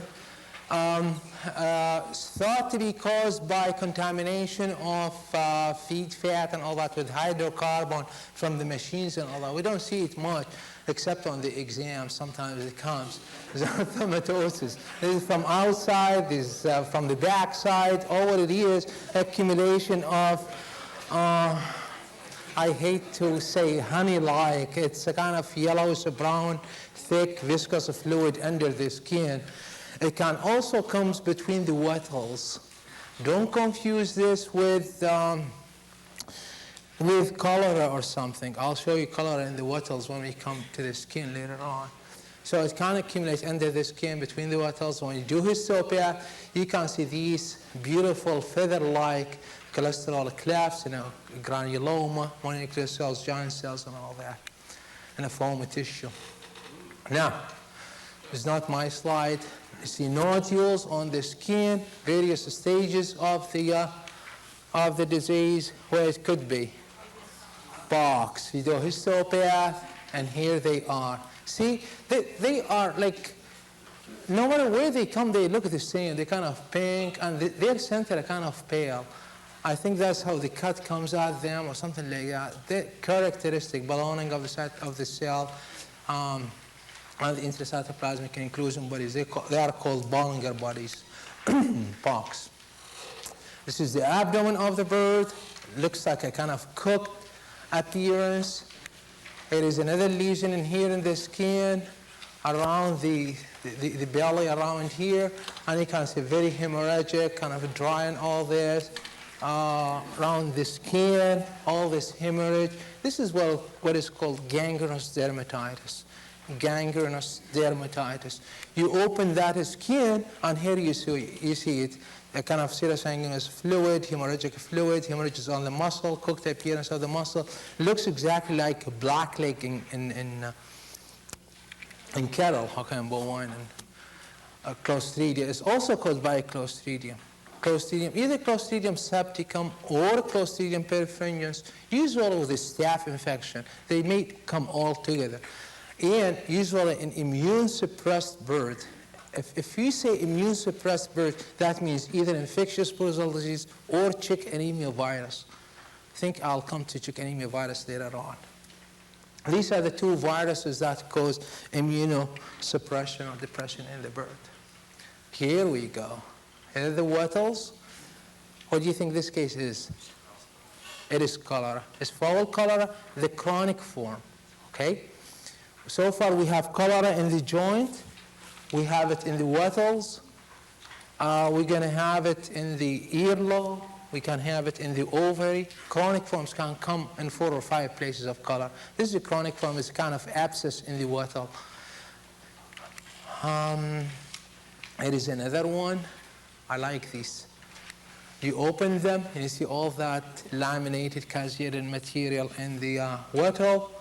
Again, it's tough sometimes to get Pasteurella from these unless you look for them. They're very tiny, teeny colonies and need to grow them for more than 24 hours to give them. Here's another one. What we see here is a kind of emaciated bird with nodules on the muscle as well as on the skin. What do you think this one is? This is Marek's disease until proven otherwise.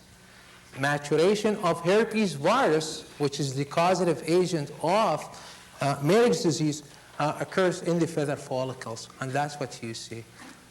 It can come at the muscular organ. Remember the first slide I showed you in the liver, nodules on the liver? And I said to differentiate between Marek's disease and lymphoid leukosis. Look for nodules in the skeletal muscles, and the nerve, and the eye, and the skin. If you see these ones, then say it is Marek's disease. Histologically, here's the muscle tissue, and you can see all these cell infiltration in between. Here's the feather follicle with cell infiltration. What is this one now? Huh? It is squamous cell carcinoma. Squamous cell carcinoma. Currently, if there is only, and you can see like just like ulcer in the skin, beautiful histologic lesions with all these keratin pearls and all that.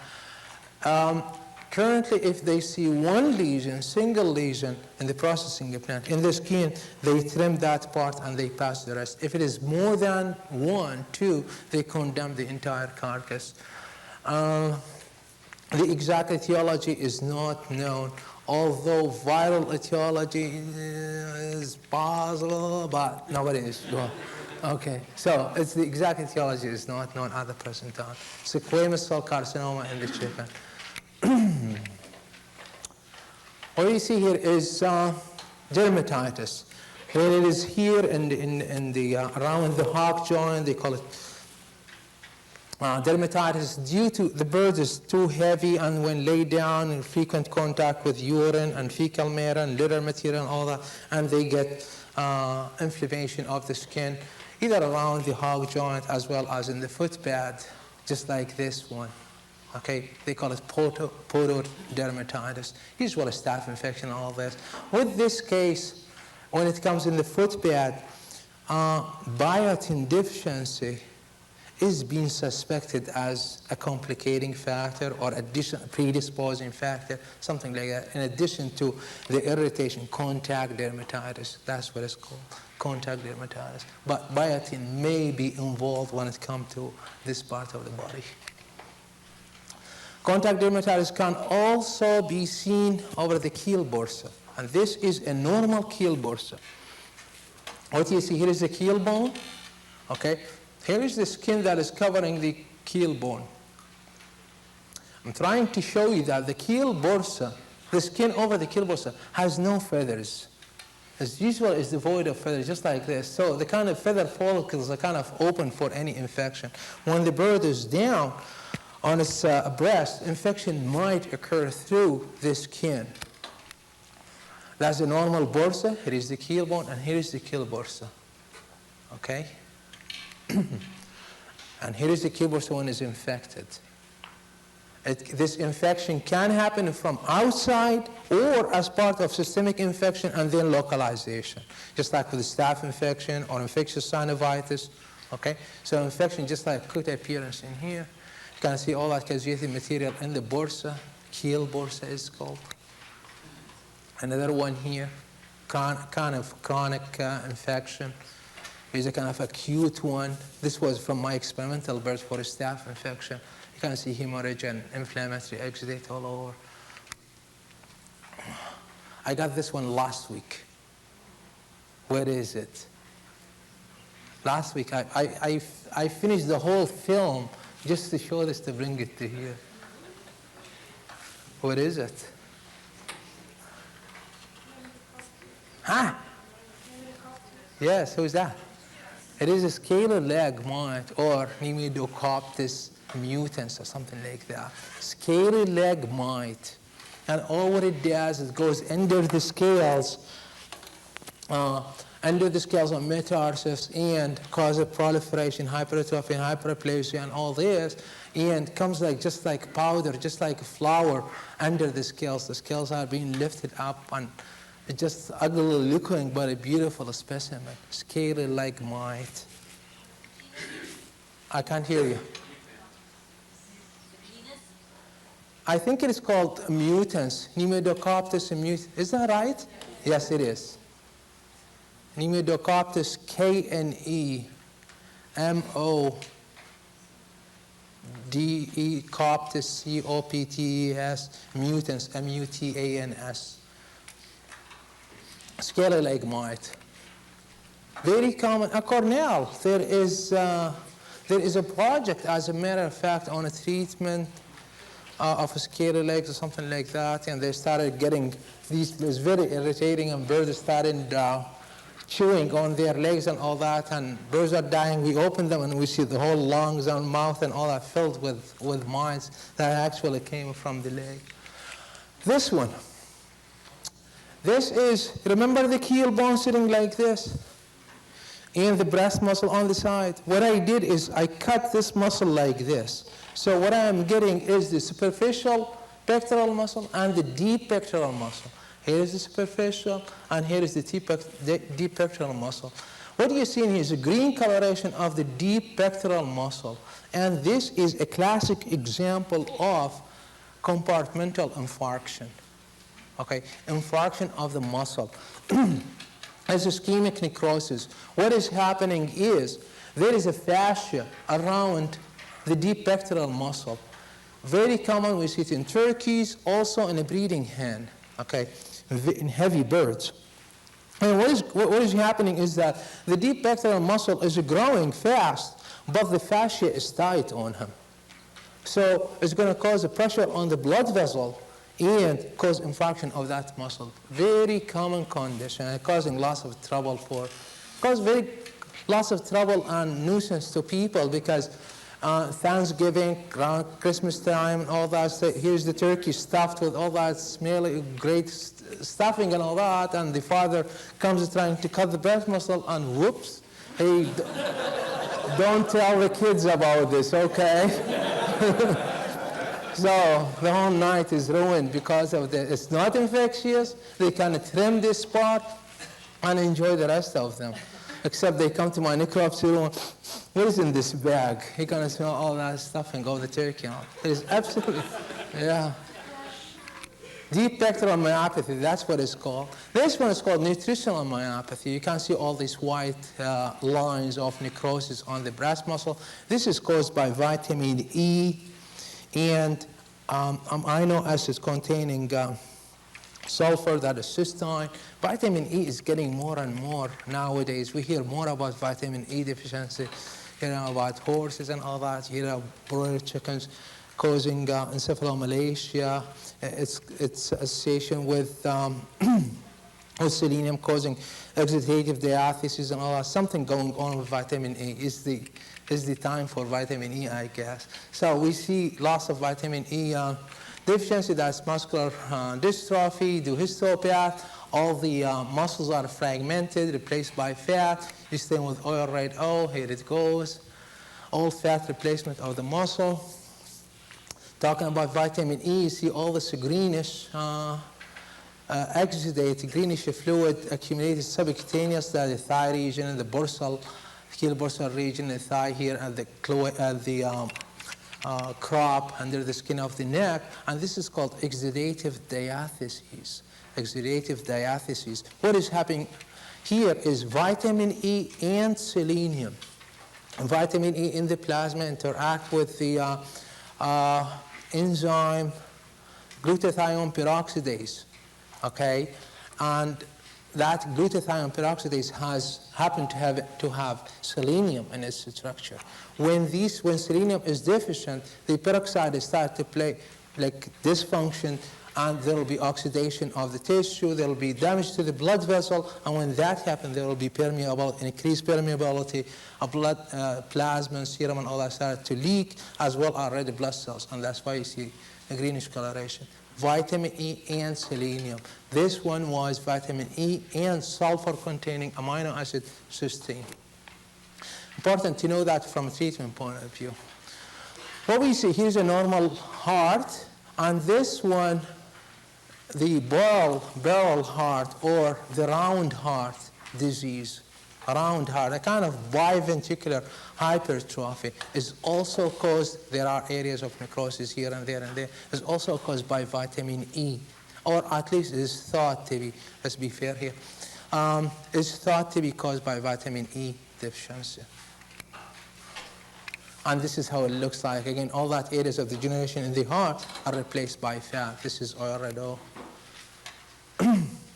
Here is another example of that damage to the muscle where we can eat it, cook it, and eat it.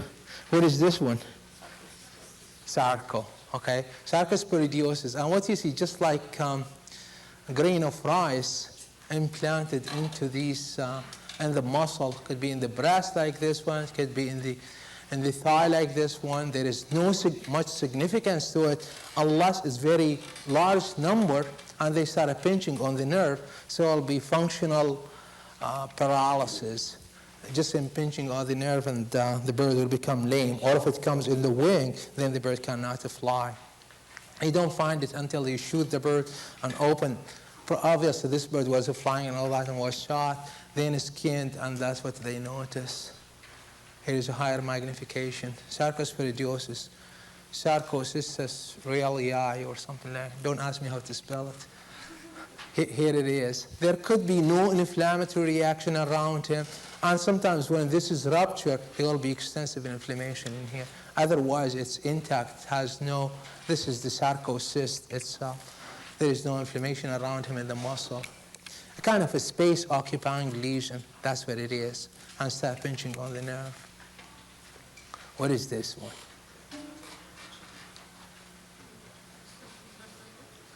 Tell me. This is myelocytoma. And very common, somebody knows it, right? And when you do histopath, that's all what you see, immature heterophils. The whole mass is immature heterophils. It's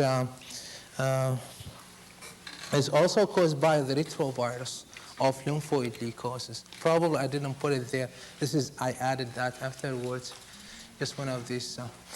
When you see muscles, when you see hemorrhages on the muscle, generally, if we exclude vitamin K deficiency and mycotoxicosis, usually they are due to infection, either bacterial infection like erysipelas, or it could be viral infection. Viral infection like infectious bursal disease is very common. We see hemorrhages either in the thigh or in the breast. Septicemic diseases in general, Newcastle disease will cause hemorrhages in the muscle. Cholera, septicemia will cause hemorrhages. Colibacillosis will cause hemorrhage. Mycotoxicosis will cause hemorrhages in the muscle. Vitamin K. This happened to be infectious bursal disease in a broiler chicken.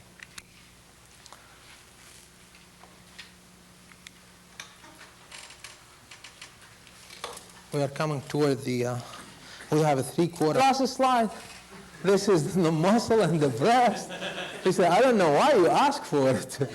There are muscles in the breast, and this happened to, again, to be, this is from a Quail, happened to be due to infectious bursal disease. Causes damage to the blood endothelium of the blood vessels.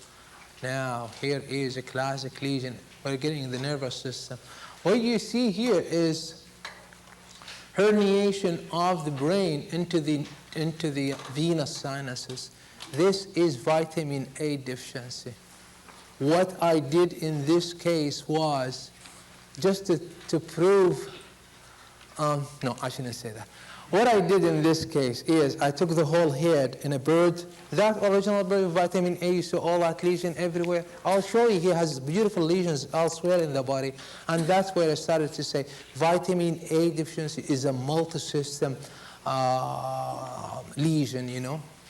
And what I did, I took the whole brain, that bird was depressed and all that, and I cut, like put in formalin, decal and all that, and cut sagittal sections throughout the entire head, and that's what I got. I got that the brain is herniated into the venous sinuses, and that's what causes these nervous manifestation or depression in vitamin A deficient birds, okay?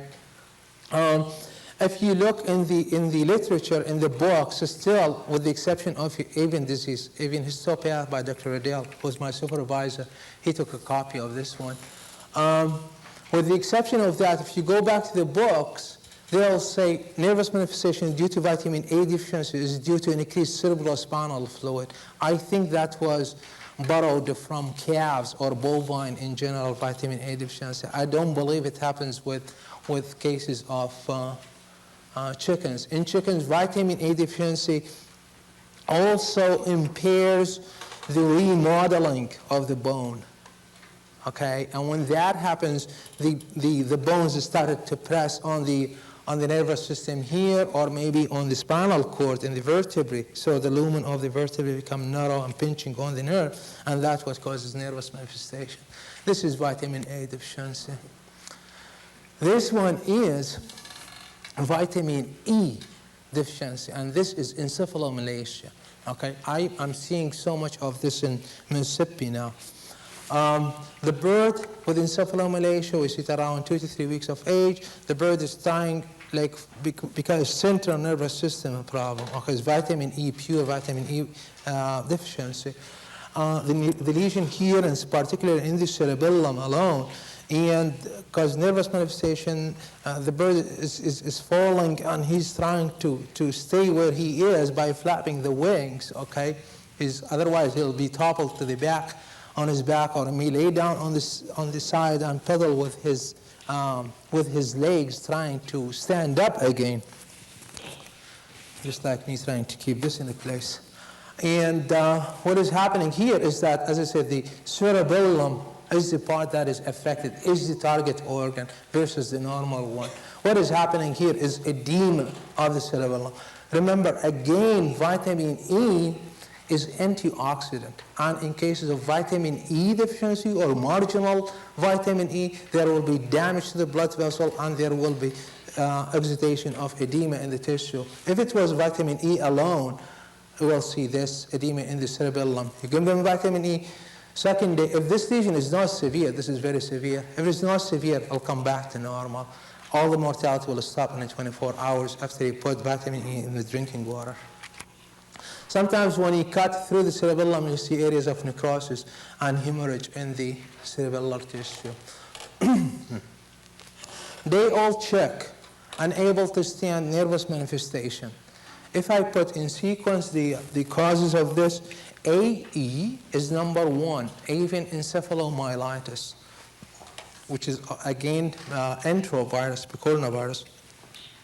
Or it could be a fungal mycotic infection. Aspergillosis can cause nervous manifestation, or dactylaria.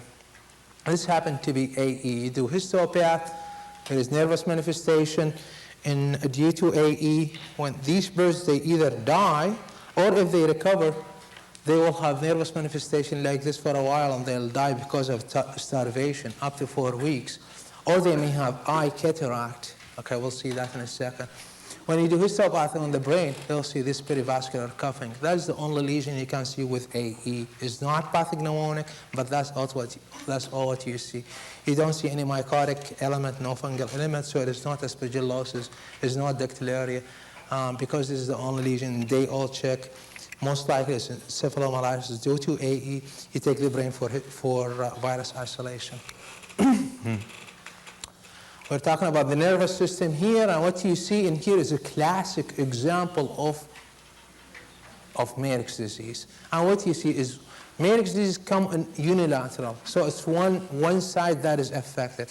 One leg is affected, and one normal is the bird is trying to walk just like this. That's what's happening here. Or one side of the wing is affected, so that one is paralyzed. And that is a good thing about Marek's disease, because you can compare the left and right side, how they look like. And that's what it is. This side is affected. That is the sciatic nerve. Compare this sciatic nerve to that one. This one is almost double. This is the lumbosacral plexus. Remember when we showed the kidney, renal hypoplasia, that nerve was showing in there. The kidneys used to be here. And when you compare it to this one, here is normal, here is affected. Okay? Here is the lumbosacral, lumbosacral lumbosacral plexus. Here's sciatic nerve. This is not my slide. Here is the normal, and here are greatly enlarged nerves. Nerve enlargement in Myrick's disease is due to cell infiltration, and you can see them, pleomorph cells, small and medium and large cells. The small cells here, a small cell there is called Myrick's disease cell. You've heard of that. You read about it in the literature and all that. I don't know how significant. There is no other condition we have in chickens that causes neuritis with inflammatory cells like this one. We have no other one that causes mononuclear cell infiltration and all that.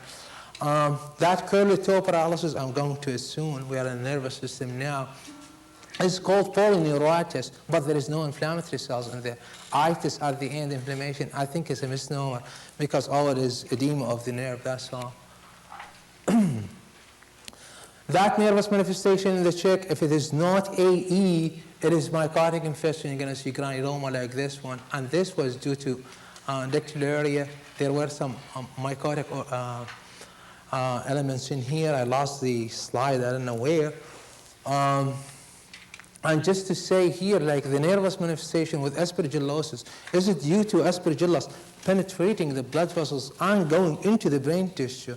Some people were saying like the blood-brain barrier will not allow fungal element to penetrate. I don't believe that's true because you can demonstrate mycotic organism in here. Now what is this? Say it, make a mistake. Yeah, that is curly toe paralysis. See, it's ventral curling of the toes. And what do you see in here? The reason for this is here is the sciatic nerve, and here are normal nerves. And this one to this one is almost double. I didn't like push it to make it wider. I should have.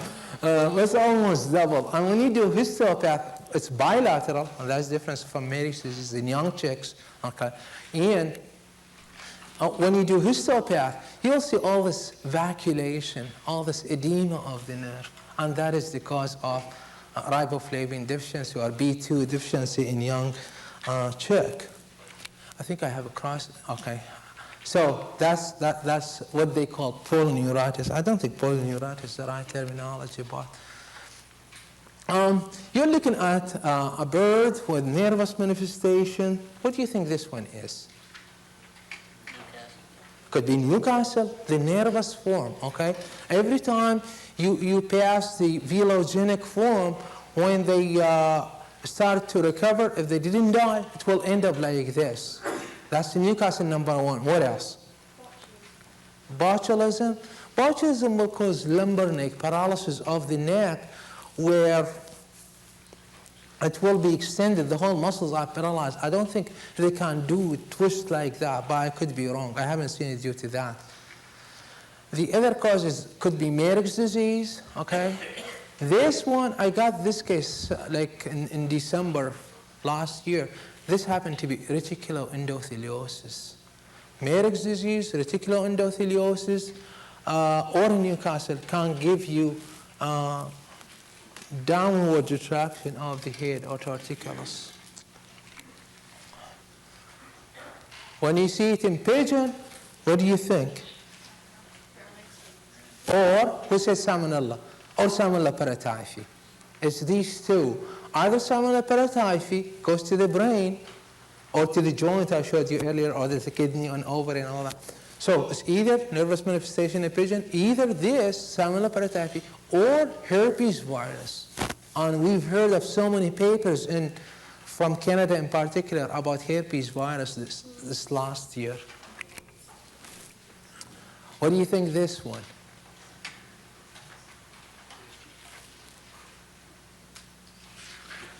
This is otitis media.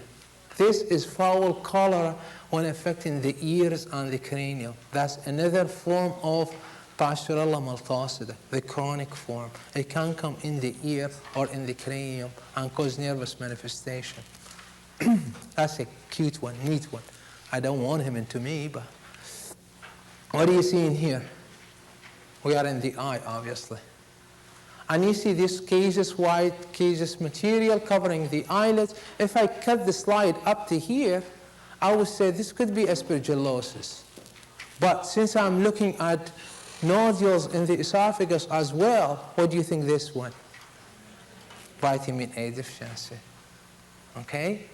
Vitamin A, and the cause, it causes a blindness for two reasons. Number one is because of this caseous material covering the eye. Number two, vitamin A is an important part of the eye pigment. Eye pigment. Now, this exudate came from the nasolacrimal duct. Nasolacrimal duct is also granular structure and lined by simple epithelium. Happened to be squamous metaplasia and keratinization and all that exudate covering the eye. What are we looking at here? Is a turkey, baby turkey with this eye. What do we call them? Panophthalmitis due to,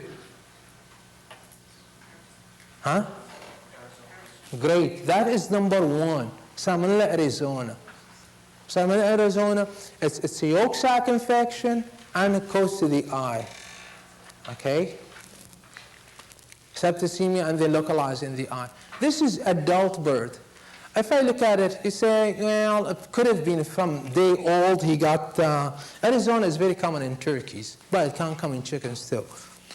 You may say like, well, he got it from day one and get adapted and he knows where to eat and drink and all that and he got, but this cause also caused by AE, avian encephalomyelitis. Remember what I said about AE? And recovered, when they recover, they'll get eye cataract or this panophthalmitis. What is this one?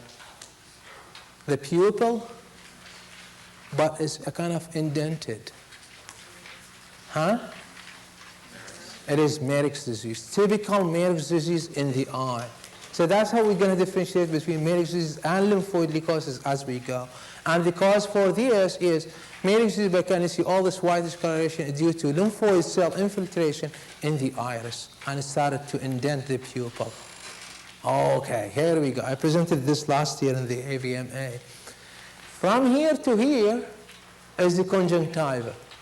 I see that simple columnar epithelium in there and then loose connective tissue underneath it. And from here to here is a lesion. Believe it or not, all this foamy looking cells and well organized, all these cracks in between. What did he say? Melanoma. Okay, all these cracks in between and well organized, foamy looking cells. This was a parrot. Okay, and it came for as biopsy, just little nodules, saying this is a tumor, suspected a tumor. It was removed from the conjunctiva, from the eyesight, and 3 months or so came back again. Okay, foamy looking, put it for histopath.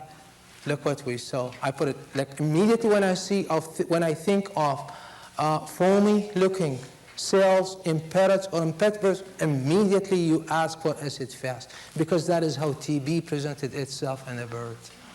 Look at this lesion from here to here. It's just loaded with mycobacterium, and that has a lot of significance because in a parrot where they eat only seed, where do you think mycobacterium came from? The mother, the grandma who is feeding that whatever left over of the apple and whatever.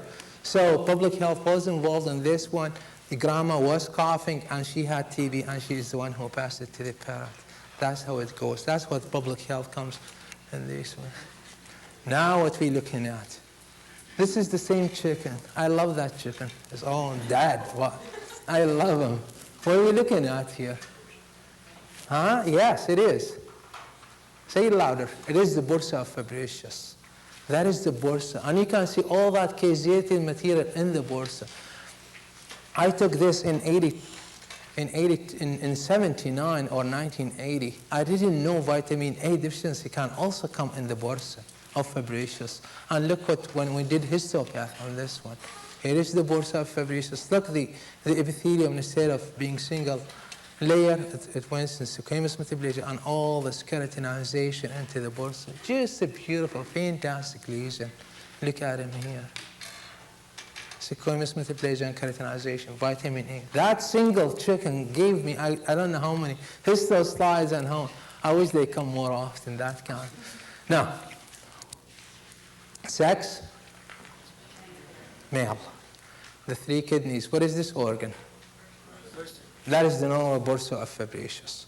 Look what we see here.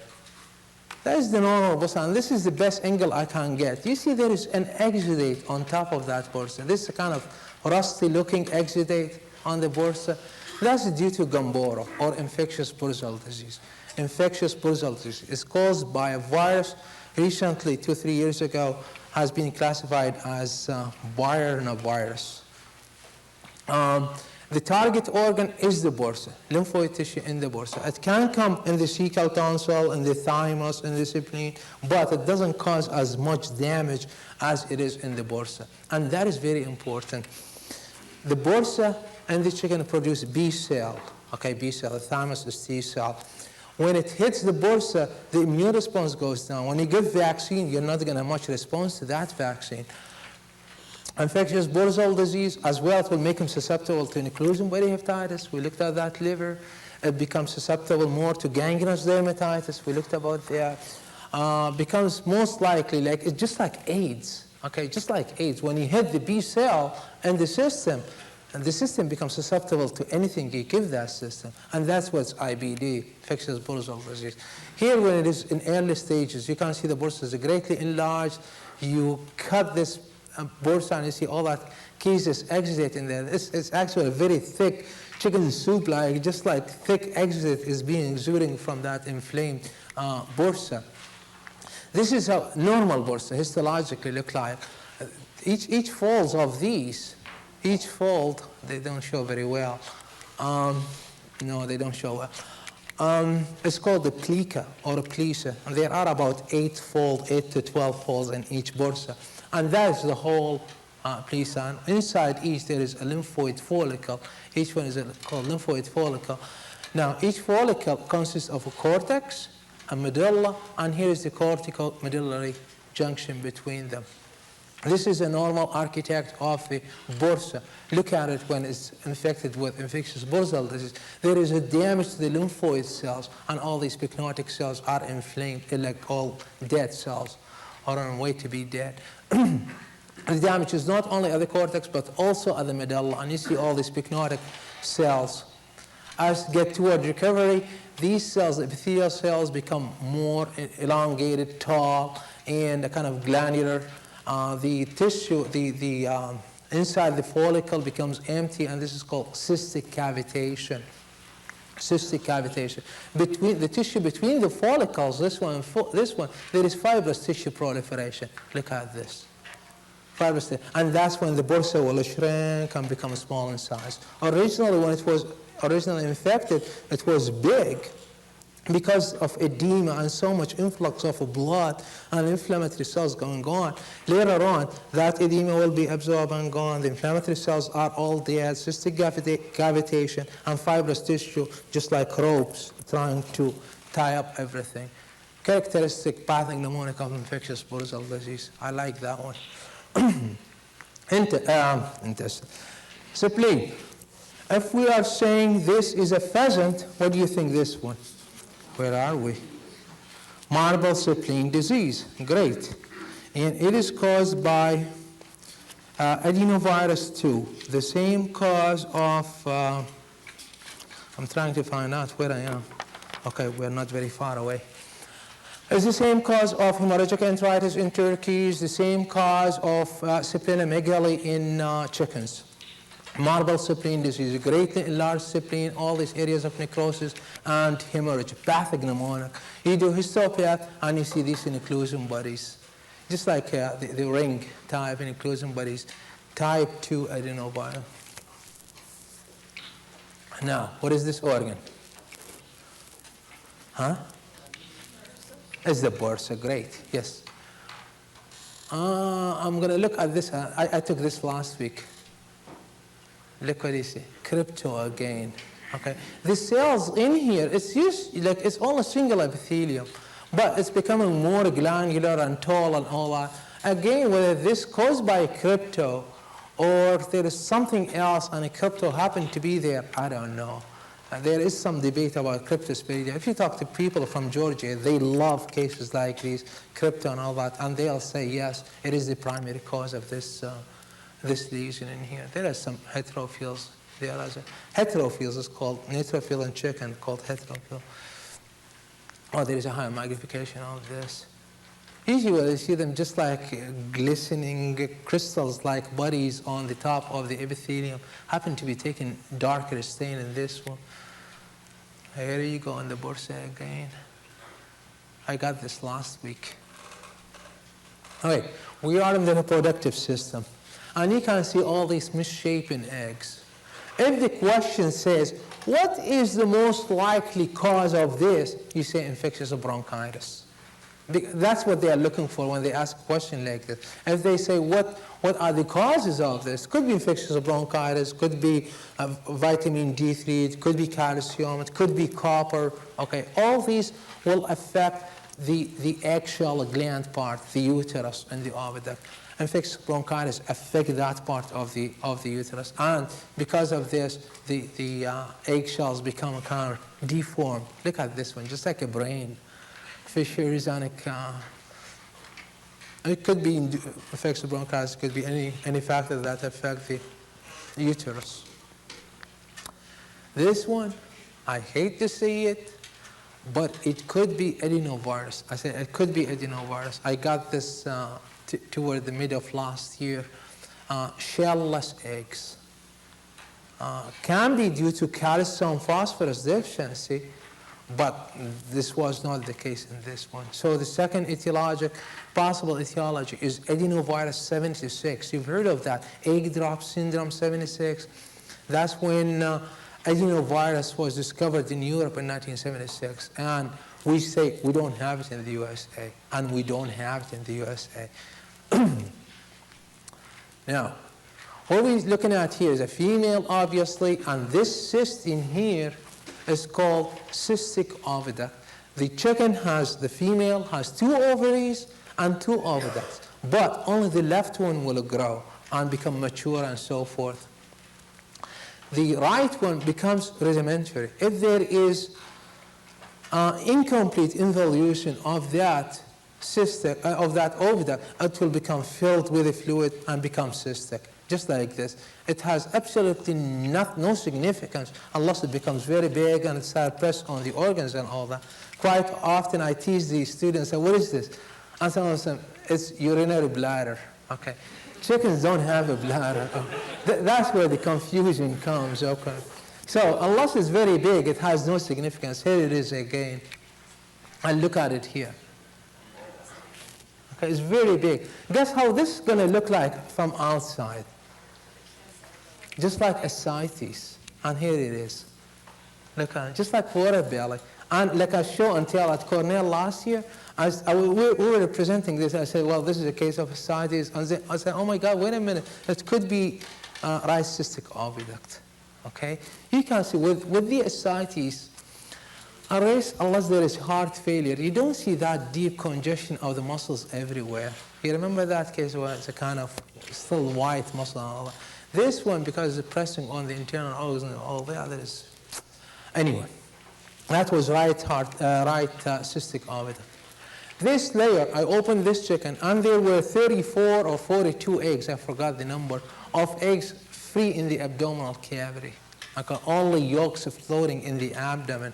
And that is called abdominal ovulation. Abdominal ovulation. If you try to think, you remember the ovary of just a minute I showed you. Here is the ovary. And then after the oviduct starts, and the first part is called the infundibulum, just like a funnel-like structure, engulf the ova, and that goes into the isthmus and magnum and all that, and uterus, and that's where the various parts of the egg are being formed. When you see free floating yolk in the abdomen, that means there is something wrong in the infundibulum. Obviously, he's not picking up. The ovary is functional, but continue to escape the eggs to the abdominal cavity. And that could be caused by infectious bronchitis affecting the infundibulum or Mycoplasma and E. coli. And there is adhesion of the infundibulum, and that's why the eggs are going, the yolks, I should say, are going into the abdomen. If you see a complete egg sitting in the abdominal cavity, it means either reverse peristalsis, because The eggshell is being formed in the uterus, almost the very end of the oviduct. So it's either there is reverse peristalsis and came out from the infundibulum, or there is a rupture in the wall of the oviduct, and that's how it happens. What is this one? Ovary, and it looks like cauliflower. That's how they say. This is typical Marek's disease.